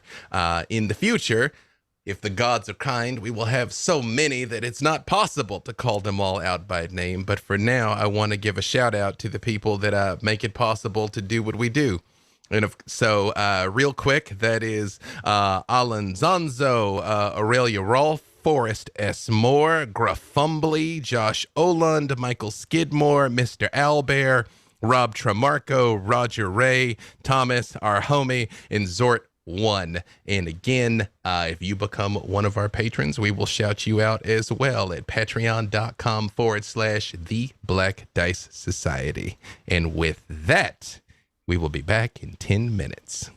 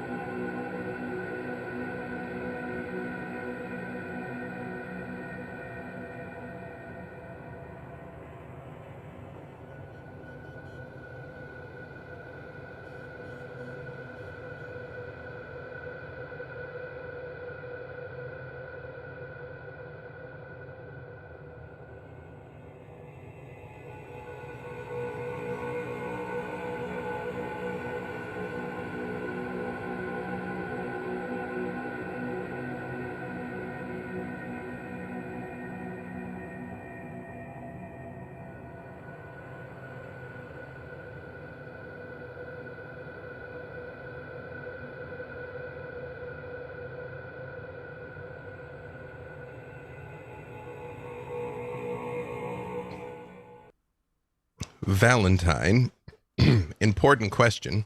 Mhm. What, if anything, do you do about the corpse? Nothing at all. I walk away. I make sure that it looks like I've not touched it, and I walk away. And I'd like to find somewhere in the carnival that is just kind of private and out of sight, as far away from any kind of noise or commotion or light as possible, and take a moment.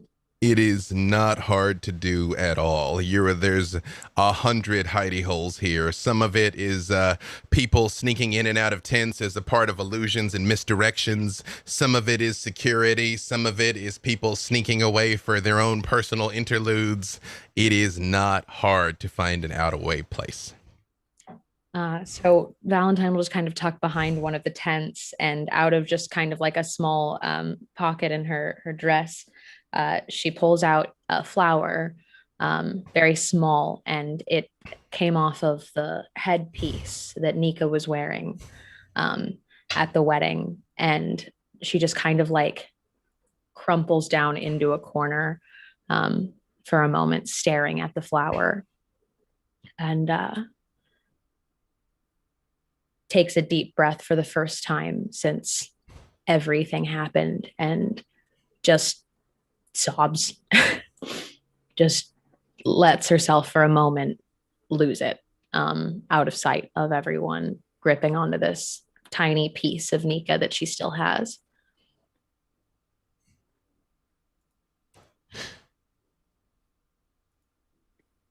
And then she just kind of tucks it back in and fixes her hair and stands up.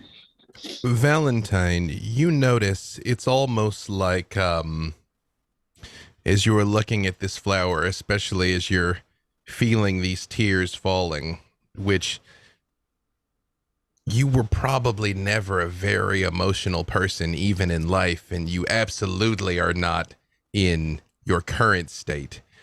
But as it's coming out of you, you notice around the flower, it doesn't glow, but it's almost like the mist just pulls back from it.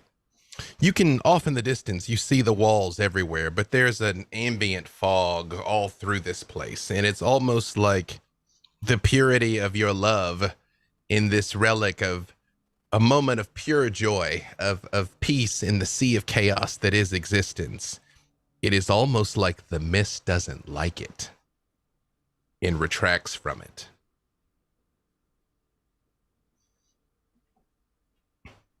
After she notices that, like I said, she'll just kind of tuck it back into the pocket, and she'll kind of keep wandering on her own, waiting to kind of completely hide any evidence of it before she gets back to the tent.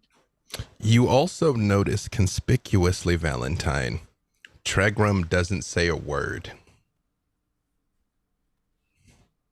Good. As you wander for a little bit, Tatiana, as you come to early, as you always do. I must run 3 laps around entire camp. You look over, and Valentine's bedroll next to yours is empty. Is normal. You don't always let her know, but you're aware. You're aware that she doesn't sleep much. I will leave it up to Valentine whether or not she's revealed that she doesn't sleep at all. I would say that Tatiana would know. It's probably something that like we don't talk about, as like many things in any kind of like high society family. We just don't talk about it, but I would think she's aware. Mm-hmm.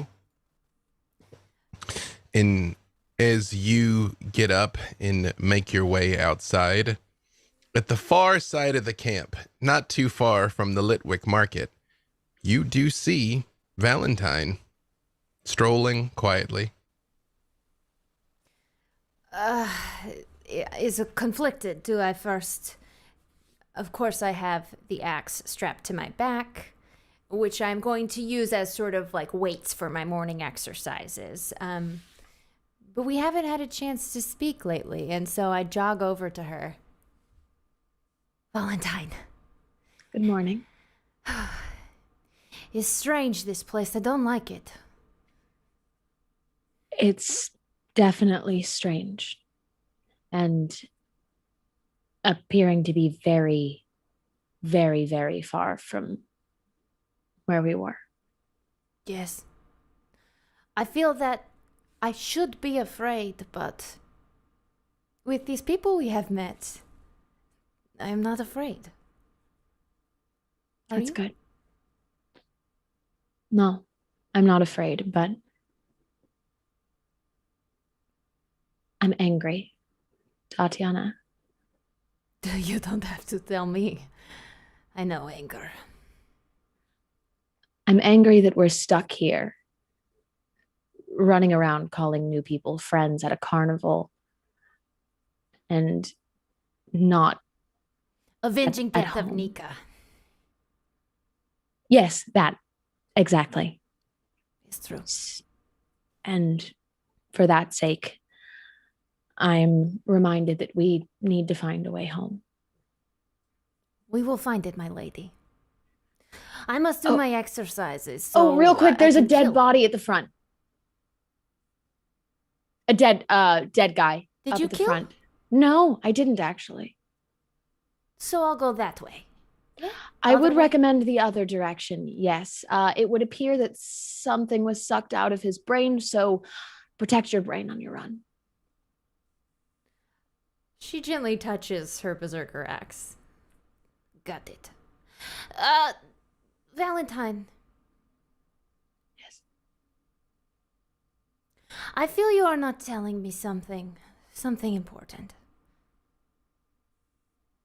What makes you say that? I always know what's in your brain since you were a girl. And, of course, Nika is dead. We are in a strange land. We don't know how to get home. All these plague me too, but you have become quiet sometimes. I know the look on your face when you send your messages. It is not that look. It's something different. Well, there's conversations you and I avoid. Conversations like how my entire family died and I did not. Well, am not. Duh. These conversations are related, I believe. And currently I'm uncertain of why, but whatever it is that has kept me vaguely alive up to this point, I believe comes with some sort of set of consequences or a deal of some kind. And as much as I am still me, and as much as I am the person you know, there is something else that gets to have a part of me, and in exchange, I get to stay alive. So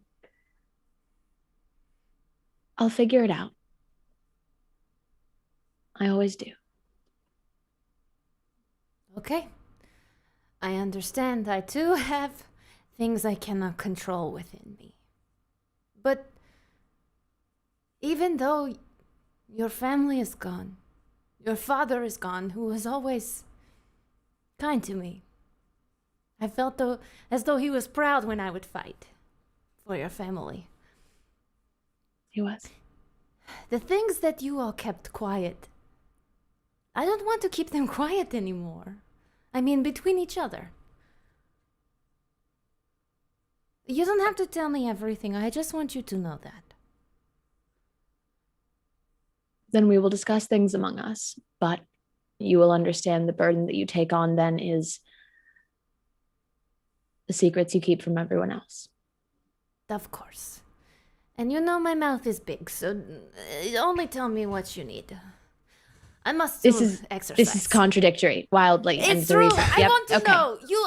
But also, don't tell me too much because I forget what's next. Have a great workout. I Thank will you, work out. Tatiana. Have a good morning. She runs off. Brother Uriah, when you open your eyes, what does he see?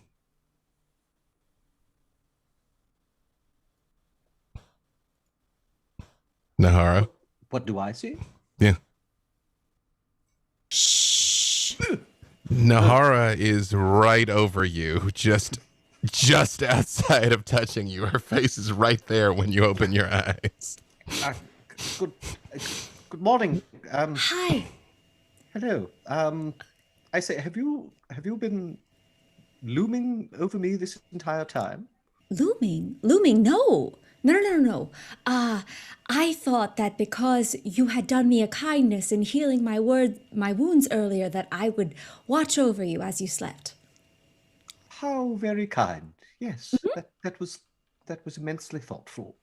Thank you. But surely you must be tired. No, I don't sleep. Oh, Ever. right.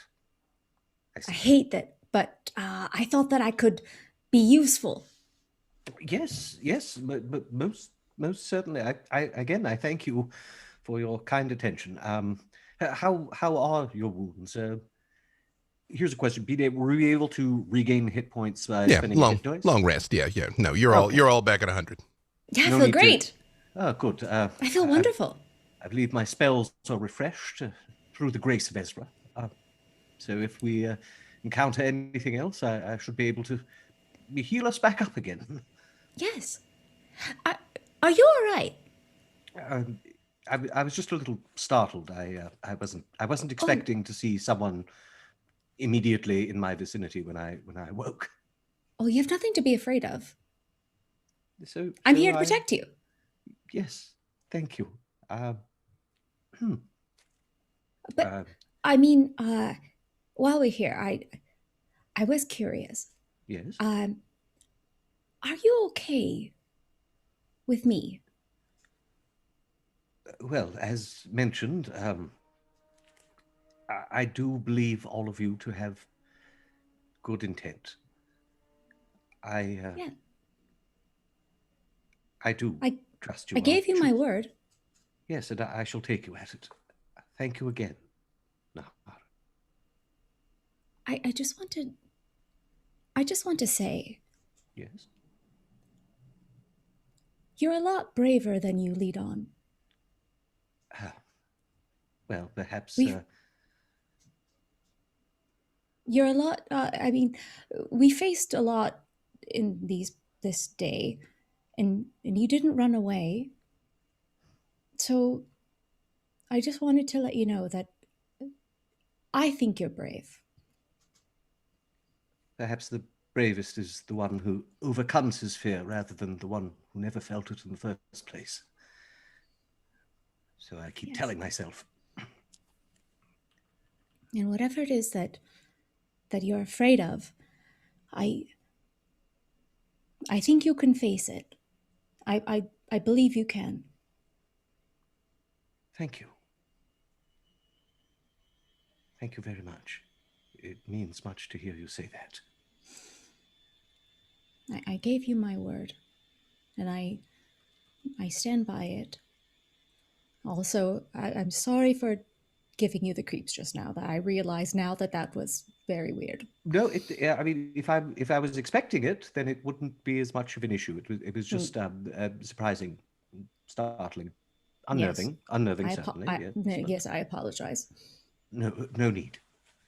I suppose we should gather our things. Where are the others? As you look around, Desmond is still sleeping with what you immediately recognize, Brother Uriah, as the bearing of a soldier. I mean, he's still sort of slightly upright, still sort of like kind of contained, in clearly ready to go, even though he is sleeping. Everyone else is gone. But, Brother Uriah, important point of clarification. In your meditations, in your prayers to Ezra before you went to sleep, what exactly did you say to Ezra? Hashtag asking for a friend. Ezra, guide my feet along the path. Be my shield against the darkness and light in my heart. Watch over me against the forces of evil and protect my friends as well. Guide their path. As you watch over us from the mists, I do beseech your favor.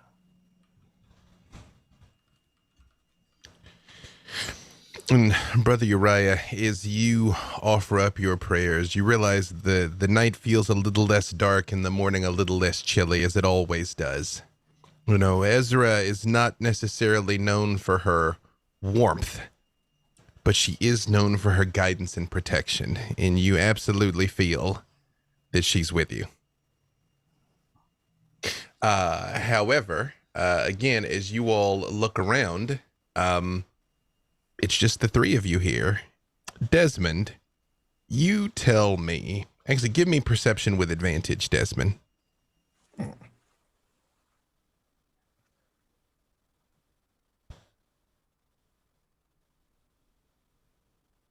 23.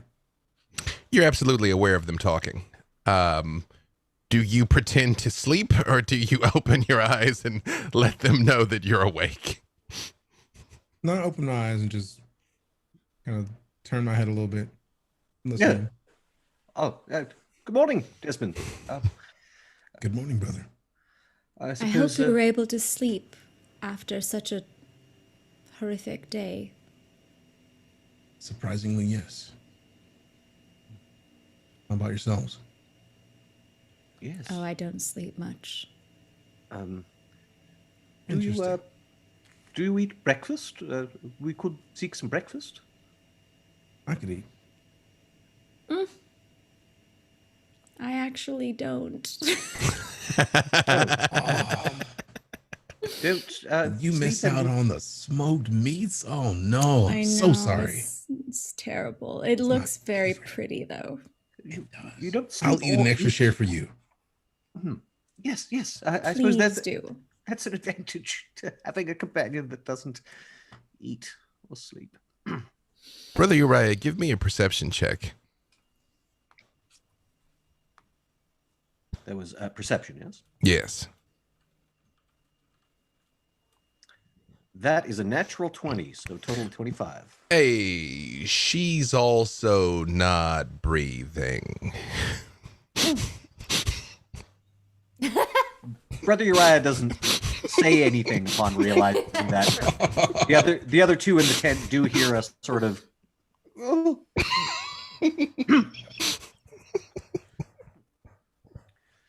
And you do notice him doing the equivalent of crossing himself. He sort of like seems to draw a shield in the air and then sort of indicate a sprig of wolfsbane going. Yeah. Do you do that is that your morning ritual? Yes. One of my many devotions to Ezra, she of the Lady of the Mists. So breakfast, yes. I would love to watch you eat breakfast. Like you watched me sleep. Okay. Right when you say that, the side of the tent is drawn back by a huge hand, and Ermos's head leans down and looks in. I was waiting for a moment. It sounded less awkward, but it just got worse about a minute, man. Yes. You want to come and break your fast? Isolde wanted me to round up your new visitors, traveling types. Sounds good, Ermos. Appreciate you for coming in. Thank you.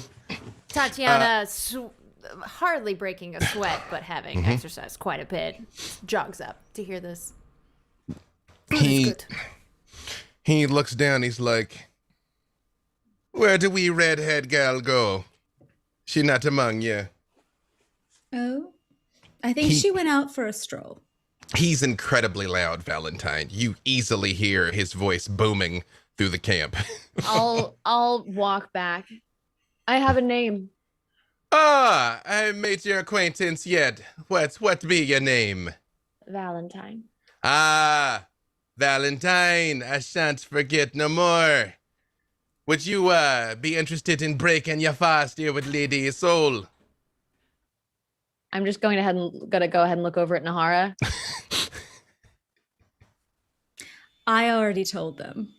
Excellent. I'll come along. Ah, right.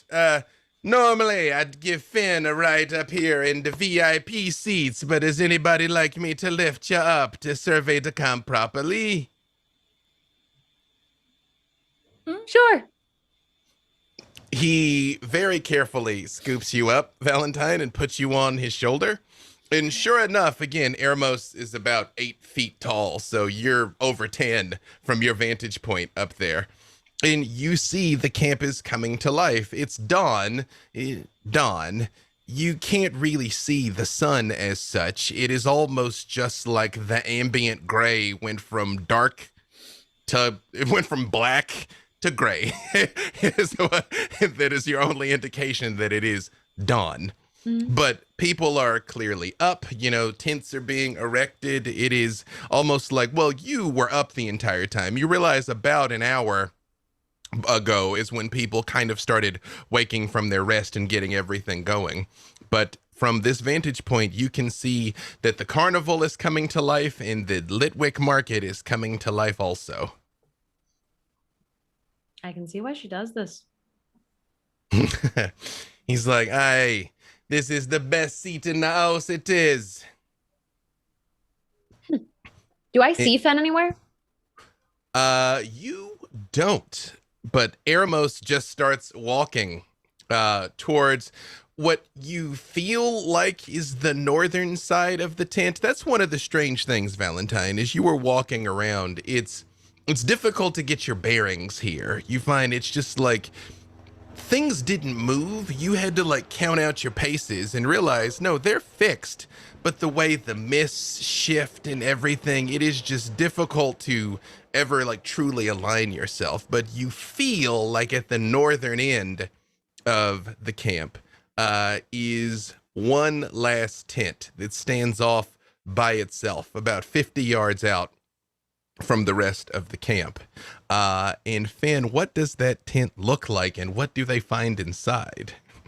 The tent seems unassuming to belong in a carnival. It's kind of plain, at least on the outside, and Isolde, her presence is there. There may not be any outward markings, but you just know that this is her spot and nobody should be there unless she lets them in.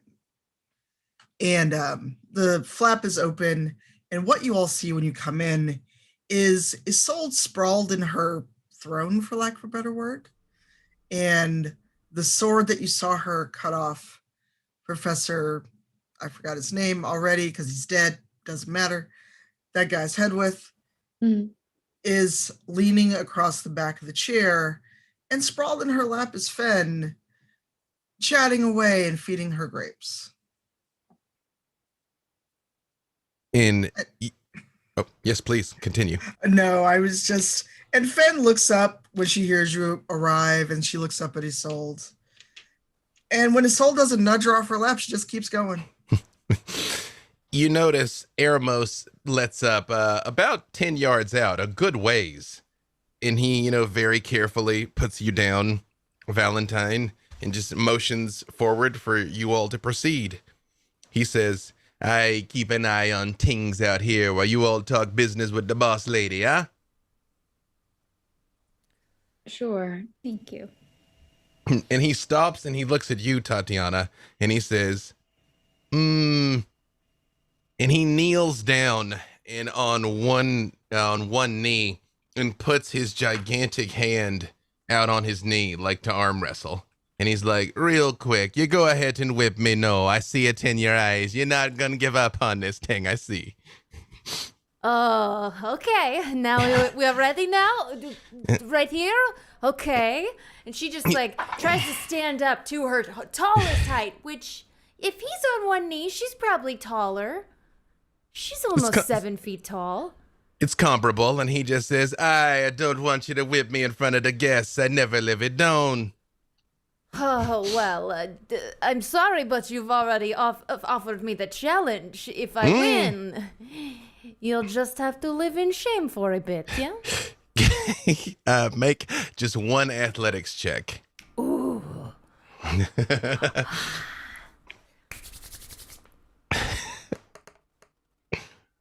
Come on! I rolled a 3. It's a 7. As you start pushing, it's like pushing against an oak tree, Tatiana. I could push an oak tree. This is harder. The muscles start rippling in her arms and like veins start to come up. And after a moment, he just sort of like looks just past her at you, Valentine, and just winks and goes, ah, oi, oh, it was with a thud, slams to the ground. Like, Can I say that she was trying so hard that she was doing like, you know, when the very strong core people grab onto a pole and can just be, you know, completely perpendicular? Yeah, she was doing that with his arm and nothing was happening. Yeah, oh, it's gonna cost me a day of work having twisted me up so. Yeah, she proudly kind of struts in a circle around him and looks around, makes eye contact with everybody who'd stop to watch. Yeah, and they're, yeah. Whoever is next, you let me know. And from inside the tent, you do hear Isolde say, there might be a future for you here as well, Tatiana. Perhaps Finn mentioned fighting pits that we might open for you? Well, I feel like I'm at a place where maybe I should run these fighting pits, you know, be sort of an MC, training. I am beyond such things now, because I would crush everyone, you understand? Oh, that You know makes my total name. sense. Well, yes, please, come in. And she does beckon you all forward, and inside of her tent, there is a setup that is nicer than what had been laid out for you all before, but still not overly ostentatious, especially Valentine and Desmond. You especially have been to parties with aristocracy with, you know, the most lavish spreads possible. This is more like what would be set up for like a field commander at the front. That it's like, you know, it's the nicest thing that we could reasonably carry. Like, it's still bread and cheese, but the cheese is nicer. The bread is fresher. There's meat. There are the smoked meats, Desmond. There's fruit, the grapes that Isolde is being fed. That you notice as Finn puts one more in her mouth when you all come in, she just sort of takes her hand and kisses it slightly, but then just sort of like holds it while she chews the final grape. And she says, how did you all rest? I trust you had an uneventful evening. Yes. Yes. Yeah. Very pleasant. Thank you so much for the kind hospitality. It is my honor. I watch over everyone at the carnival that is under my care. I don't mean to be rude, but my dear Finn here has simply told me your names. I don't know much more about any of you, though. I am Isolde. This is my beloved sword, Nepenthe, and together we keep the peace. And you all notice when she says Nepenthe, that ambient red glow brightens for a moment. Like, it glows more. Like, it is like a piece of metal that has been superheated and then goes back. It is always glowing, but it goes back to a very low ambiance. Tatiana says under her breath, a name for a weapon is a very good idea. I'm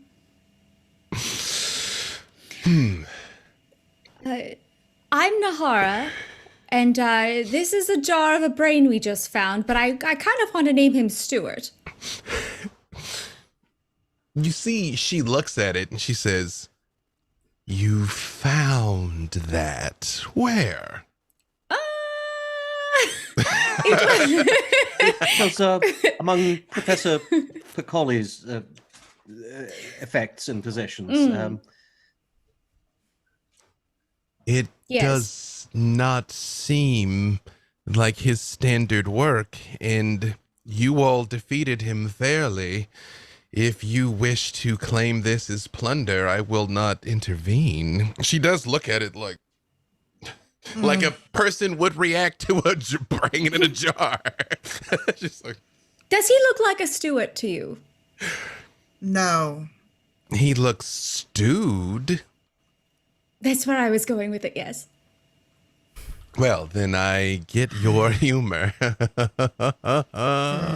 She has jokes. It's funny, I like. You notice when she laughs, and she does laugh, it is like a jovial wave echoes throughout the entire carnival. Like the music just gets a little louder, ambient laughter sort of picks up, like people are playing games and having fun, which is weird because 18 seconds ago they were setting things up and you hear people having fun.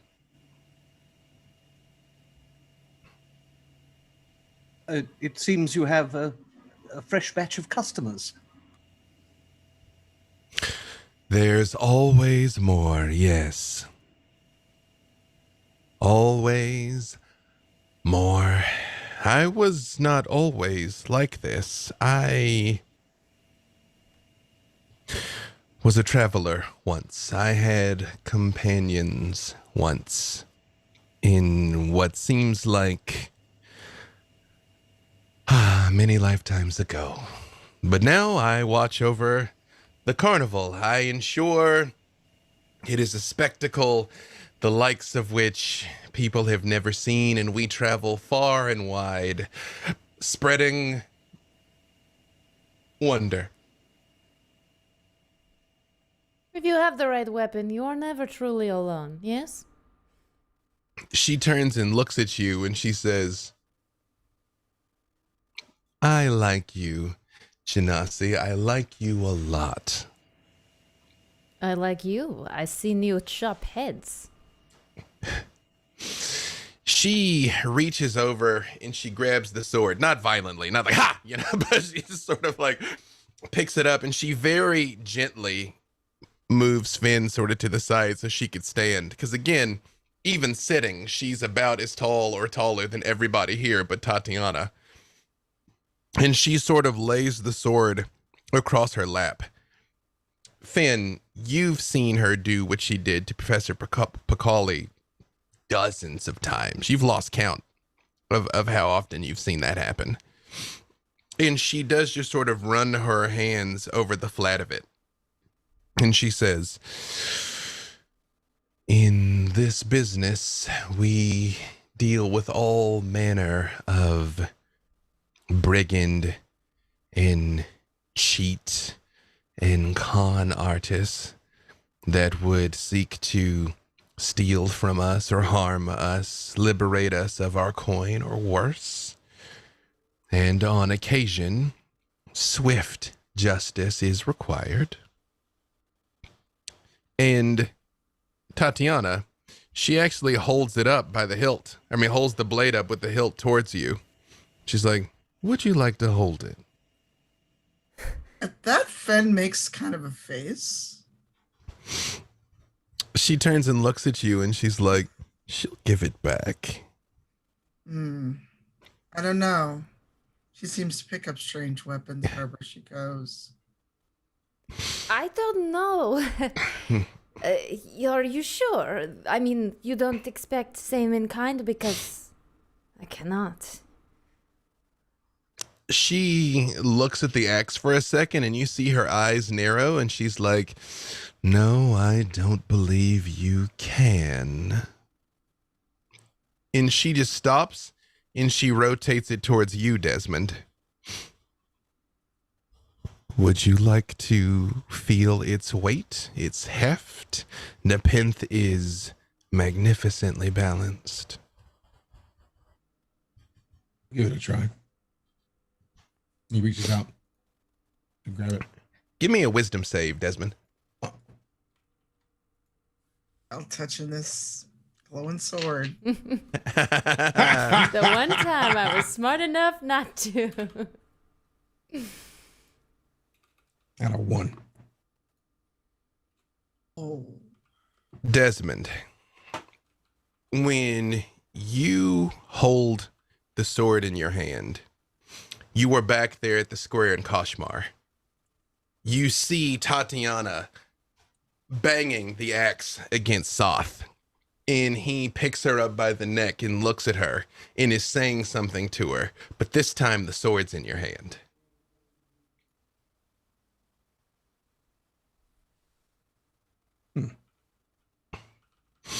He goes to chase. As you sort of look for a second, you hear, "Do it. Do it." In your mind, "He's guilty."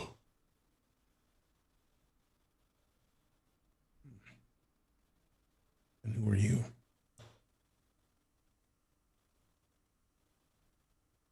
And you, yes. He looks up and he's just surprised and just, who are you? I bring order to the guilty. Go strike him down. With me at your side, you can.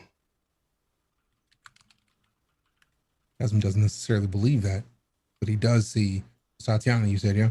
Mm-hmm.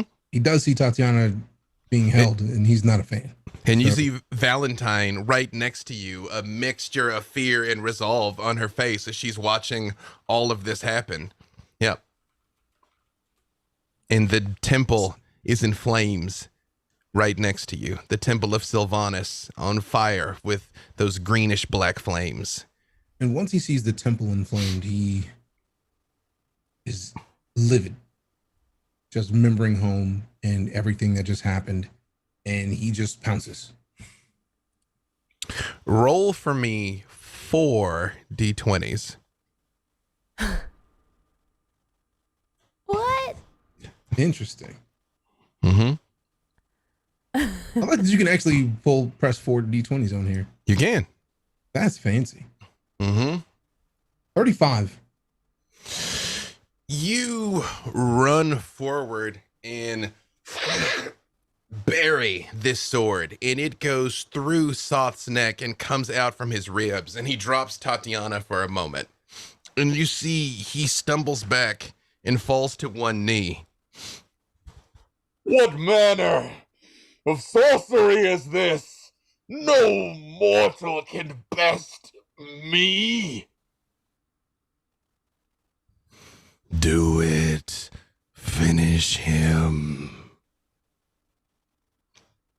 And with that, he reaches for the sword to take it out of his throat and then slices at his head. And his head flies effortlessly from his body. And in that moment, you're back in the tent, holding the sword, looking down at it. Oh, I can see why you like this. She looks at you for a moment and she's like, "I do believe you can," and holds her hand out for it. He hands it back. And while he's handing it, he says, "Does it always tempt you with something from your past?" You see she holds it for a second, and she kind of tilts her head to the side, and then she just nods slowly. And she says, "Nepenthe and I want the same thing. Justice. I have been seeking a being known as the Caller." Finn, you know she doesn't usually talk about the Caller. She doesn't talk about the past. It's only at the quietest of nights, when she's deep in her cups, that she ever mentions this. But you know right now she's stone sober. It's not like her to bring this up. I step forward and put my hand on her shoulder, and I look at Desmond. She looks at you and she says, he has known loss. He has known rage, and he seeks revenge. He can know. True. And the others that are present. I trust I can rely upon your discretion, everyone.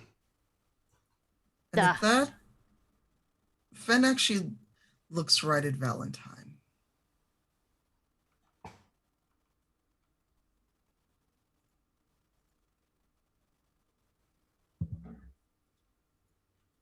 Well,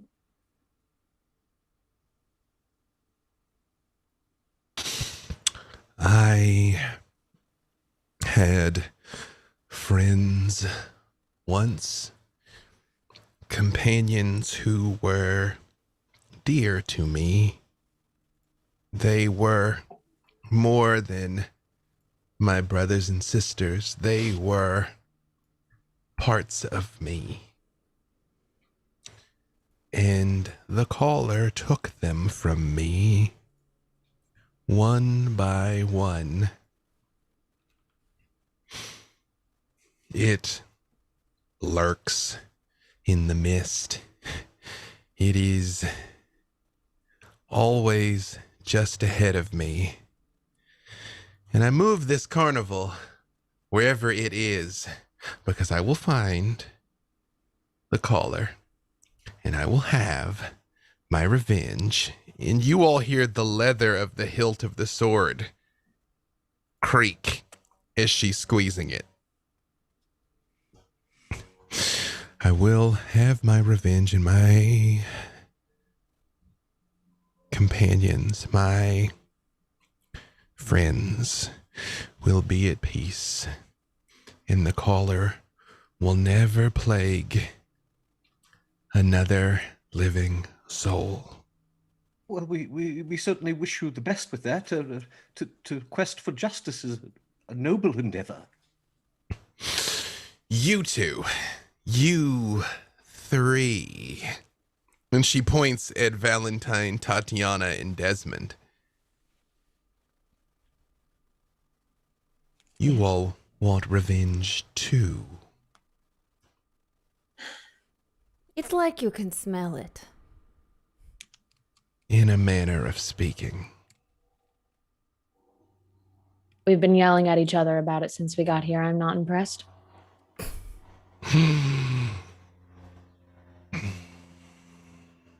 This one has a sharp tongue to match her sharp wit.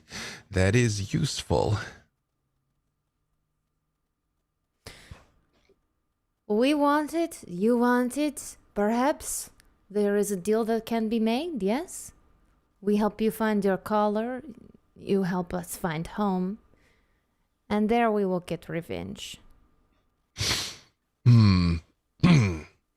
I would like to clarify that beyond just home, we're going to need to find the person that deserves our revenge as well. And that's why I don't like to call it revenge as much as I like to call it justice.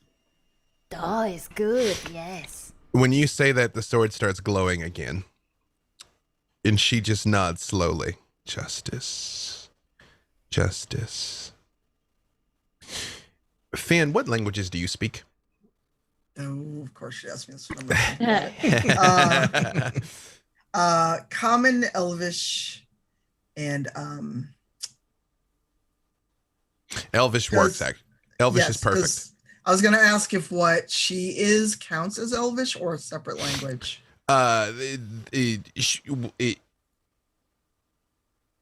She is an Eladrin. That is not a secret. You all can see that she's an Eladrin. She does, however, speak Elvish. Or whatever drow speak. Undercommon. Undercommon, yes. She says to you in Elvish, which if any of you speak Elvish, you understand this, because she does not attempt to hide that she's saying it. She just says it in a different language. And you notice her cadence shifts It's her voice, but she sounds different. Not just her elvish accent. Do you think these ones are up to this challenge? Do you think they have the strength to help me complete my great work and eradicate the caller? And Fen tilts her head and ponders for a moment before looking over everyone else. I do.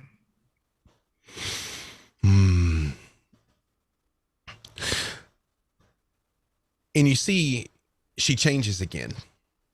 But she still says to you in Elvish, I fear that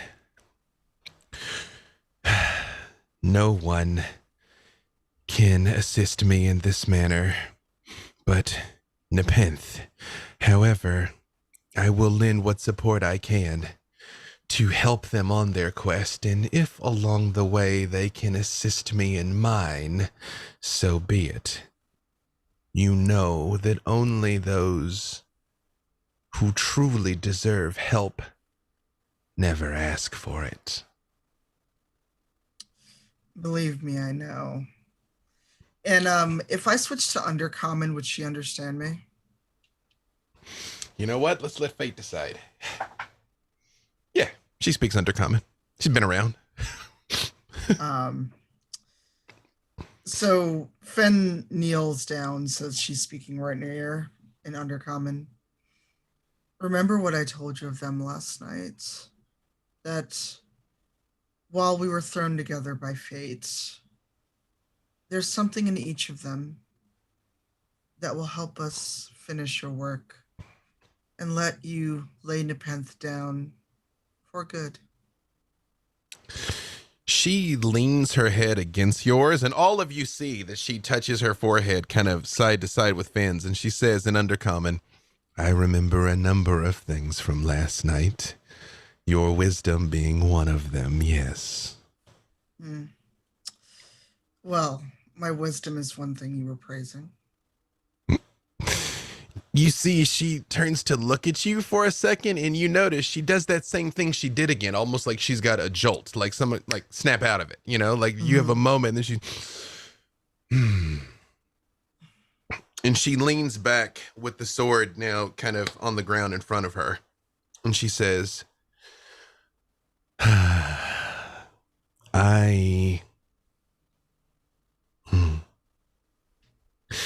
sense you all have potential, but you are also pragmatists. I will ask that you perform a task for me. In exchange, I will take you where you need to go, at least on the next stage of your journey. You all stink of loss, of grief. Here, death is a revolving door. This person you lost may not be out of reach for you. You may find not just revenge on her killer, you may find a way to return her to life. You're the second person I've heard say that since we've been here. Really? Really? Really? When we were at the carnival yesterday, Rose caught me again and just kind of looks around to make sure that she's not like showing up. She seemed to appear out of nowhere and then be gone out of nowhere just that quickly. But she told me that the mists are a place where if we wanted to go a place, we could get there. And if we wanted to return someone, we could do that. I didn't know if I could trust it then. But hearing you say it, after holding on to Nepenthe and seeing that you do aim for justice. I think I believe it now. Brother Uriah suddenly clears his throat. Desmond. Yes, brother. I know you have suffered a great loss, but such things are not to be trifled with. To cross the veil of death, there is always a price, and sometimes the price is worth more than the prize, or corrupts the prize that you seek, leaving only ashes behind. Are you referencing anything specific? Ezra teaches that death is not something to be taken lightly. You say our friends here are undead, and yet look, they are fine. My faith is being Besides, tested. what is a life worth living if we are not to seek justice for the wrongs that are done? You see, when you say our friends here are undead, her eyes narrow, and then Nahara, when you say, what is this other than to seek justice? And then they sort of ease up a little, and she says, when I asked Finn to go ranging in the mists, there was another group of 4 scouts who did not return. Find them and bring them back. If something has happened to them, then they deserve our assistance. If they have simply deserted, they deserve our justice. And she pats the top of the sword again. But be warned, outside of the carnival, we are in a strange and terrible place. Have any of you ever heard of Falkovnia? And that is a good place for us to stop. Because elsewhere, far, far away, 2 old friends are continuing their conversation. Far away through the mists in the lands of Barovia, high atop Castle Ravenloft, 2 old friends continue catching up with one another. Hospitality has been offered and accepted. Since you are here, is there anything I can do to make your brief stay more pleasant? I require nothing save conversation, von Zarovich. Tell me, Barovia, it still finds itself plagued by outlanders, yes? Yes, they come unbidden and uninvited to meddle in my affairs. None of them yet has posed the slightest challenge. Oh, have they not? Well, You are there was unaware. one fellow. Yes. Go on. I think you know of whom I speak. Indeed Van I do. Rechten. Yes. How very troubling that Van Richten is still such an irritant, such a fly, should be easily swatted, should he not? And yet, again and again, he challenges you. And again the outlanders come. You say that none have ever posed a challenge, but I know better. How many times have you fallen? How many times have you danced this dance? Do you even know? You spent enough of your nights here to know exactly how it happens. The doom comes, the doom goes. I remain. I am the land. You are a puppet, nothing more. How I pity you, von Zarevich. But I was once in your position myself. You pity me, a dark lord without a realm to claim? I think it is you who deserves the pity. Lich. How proud you are of your prison cell. Do you even realize? I see that you do not. But you are a limited being. There is no reason why you would know. Tell me, von Zarevich, do you ever get tired of dancing to the same tune? You already know the answer to so many of the questions you ask me. So, why don't we, what is the expression, cut to the chase? And perhaps you will elucidate and tell me what you have come all this way and taken such great trouble to tell me. You were here long enough to know the ebb and flow of this place and what it is I seek. Yes, the ebb and the flow.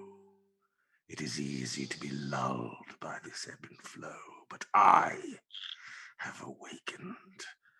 I have cast off my shackles, and soon all shall be within my grasp. Would you like some of the revelations that have come to me in the mists? I could set them before you on a platter. My hard-won knowledge could be yours. Is that something you would like? We both know that no knowledge is granted without a price. Yes, there will be a price, of course. There is always a price for knowledge.